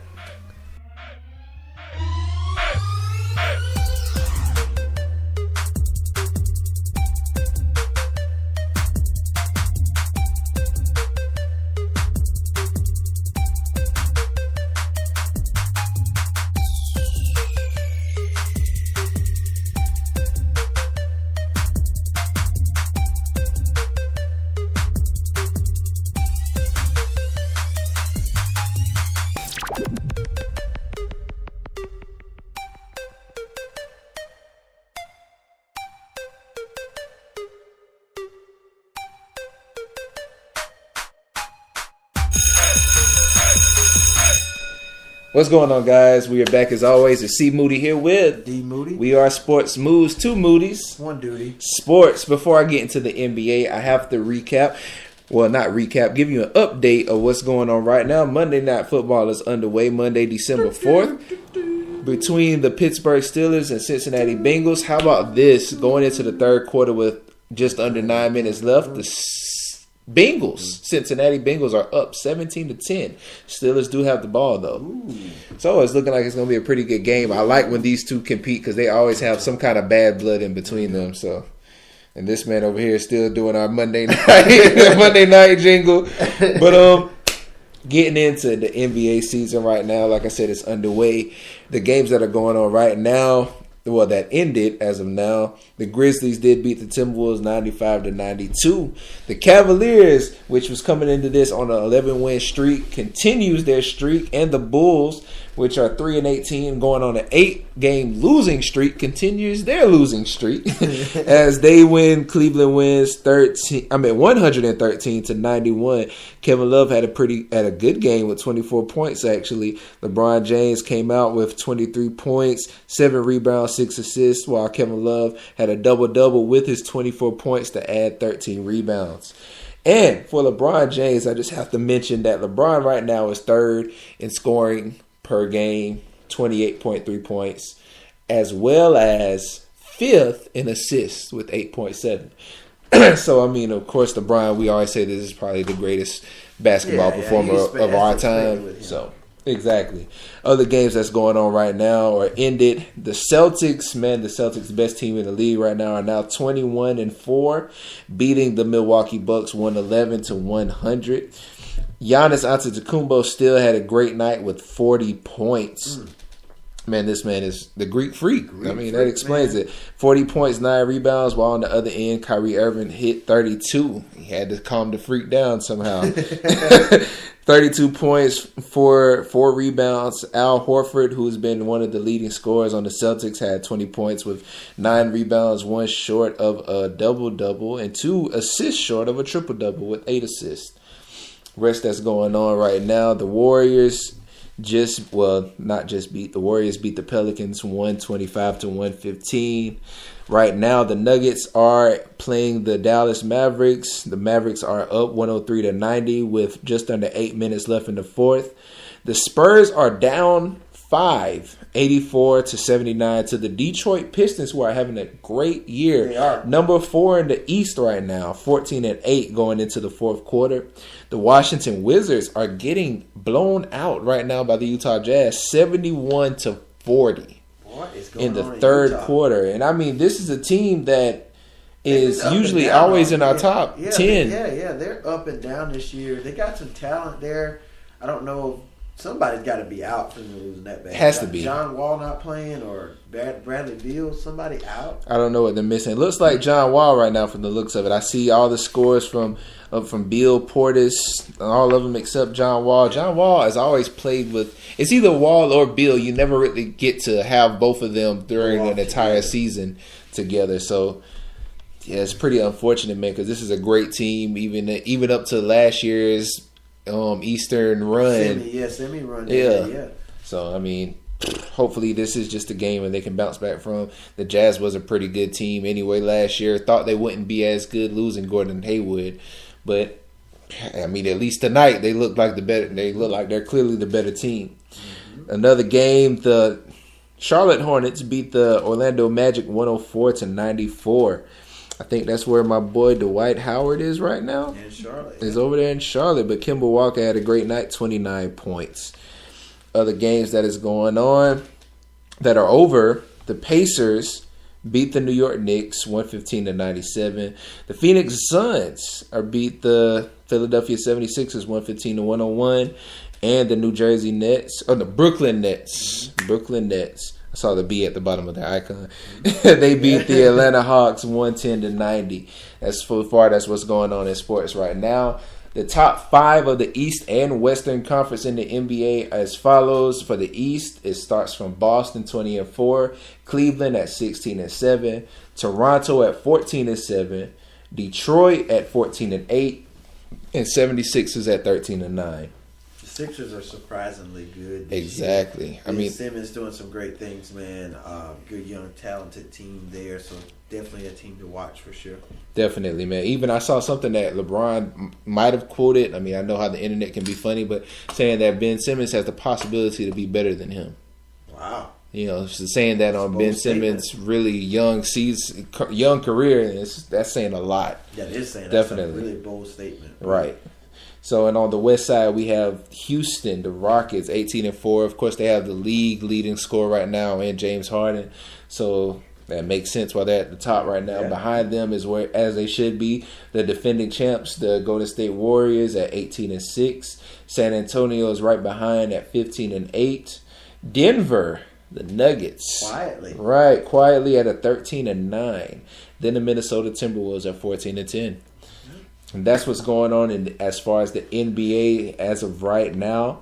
And one thing I wanted to say as far as news and other sports for them, an article popped up on my ESPN today. Saying that LeVar Ball decided to pull LiAngelo Ball from the UCLA program because he has been suspended indefinitely due to his shoplifting situation that he had over in China. One of the craziest things, though, that LeVar Ball said is that his punishment in America is worse than what it would be in China. And so considering the fact that the punishment for stealing in China is jail, and all you're getting in UCLA is not being able to play. But they don't want that over their program. Right. I mean, I don't blame them. Distraction with you being a ball. Right. You got the president over here, and you're battling the president, and that's just trickling over into the UCLA program. Mm-hmm. So I don't blame him at all. So I mean, I kind of understand LeVar's stand. I feel like even though still,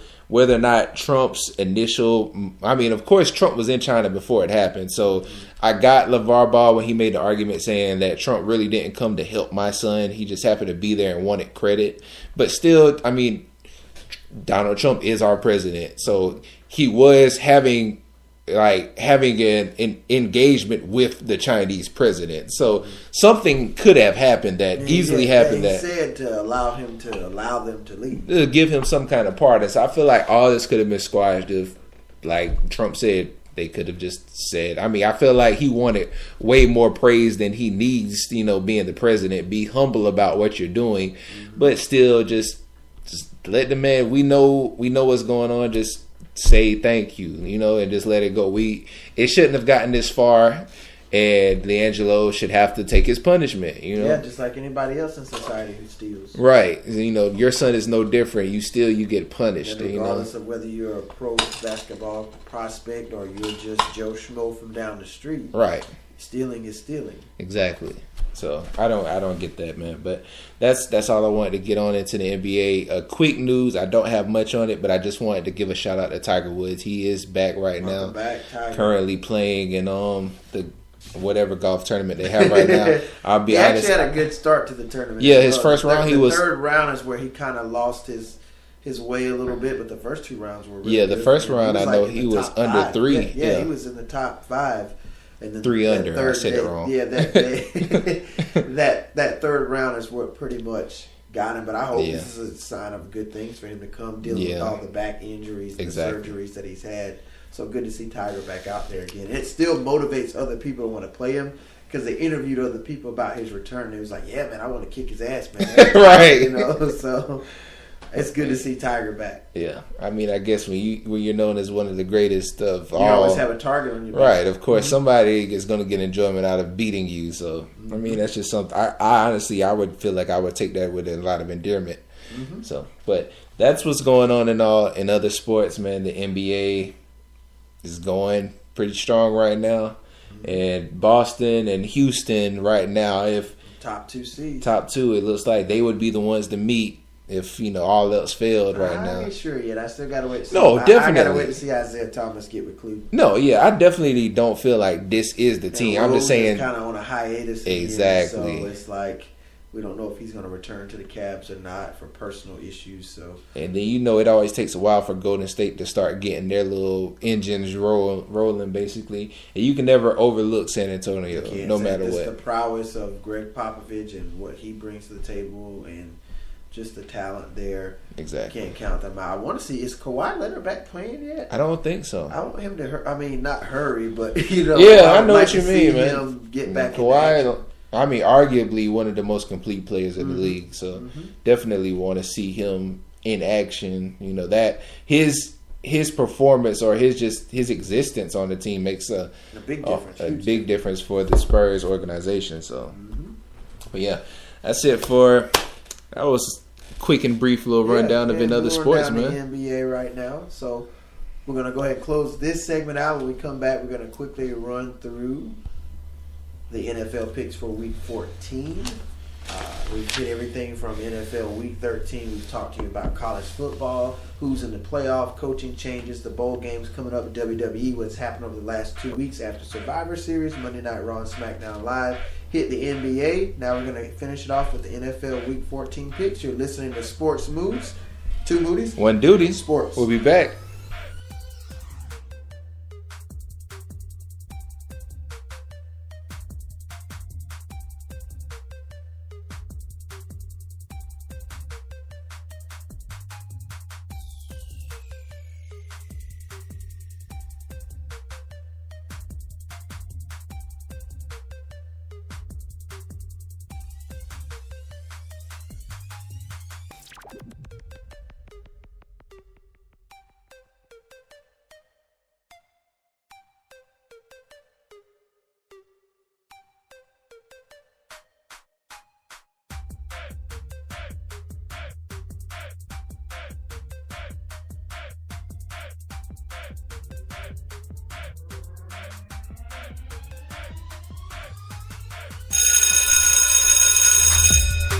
All right, guys, we're here to close it all. Like he said, we've tackled NFL, college football, the playoffs, WWE, catching up where we've missed you guys for the last couple of weeks, then getting into another sports. Now we're going to end with our Week 14 predictions. As it stands right now, we don't know how it's going to be with Pittsburgh and Cincinnati, but as of right now, I am up 125 to 66, while D Moody is right there behind 4 games, 121 and 70. So we're going to get into these predictions, what we think is going to win. Maybe he comes up, maybe I hold my thing. Let's find out. First game I got, Thursday Night Football, Saints versus the Falcons. Who do you have? Saints versus Falcons. I'm gonna go New Orleans. I think I'm gonna go Saints as well. I do like Atlanta, but Saints are still just really on a great spurt. I mean, they just had that one stunt with the Rams. Next game, I got the Colts versus the Bills. They're going into Buffalo. Buffalo. I'm gonna take Buffalo to take this one. This Colts season is pretty much all but over. Yeah. So they're not playing much but for pride right now. Yeah, definitely. I agree. Like, once they've given the option for Andrew Luck to just sit this season out, and it's just pretty much just waiting for it to be over. Mm-hmm. So next game, I have Chicago Bears 3-9 versus the Cincinnati Bengals, possibly 6-6 if they win tonight. I'll go Cincinnati to rebound and win. Okay. Over Chicago. You know, even if they can take down the Steelers tonight, that might give them a lot more momentum. Yeah, moving forward. Definitely. We have the Minnesota Vikings going into Carolina. North Carolina take on the Panthers. 8-4 Carolina, 10-2 Minnesota. This is where I'm gonna call an upset.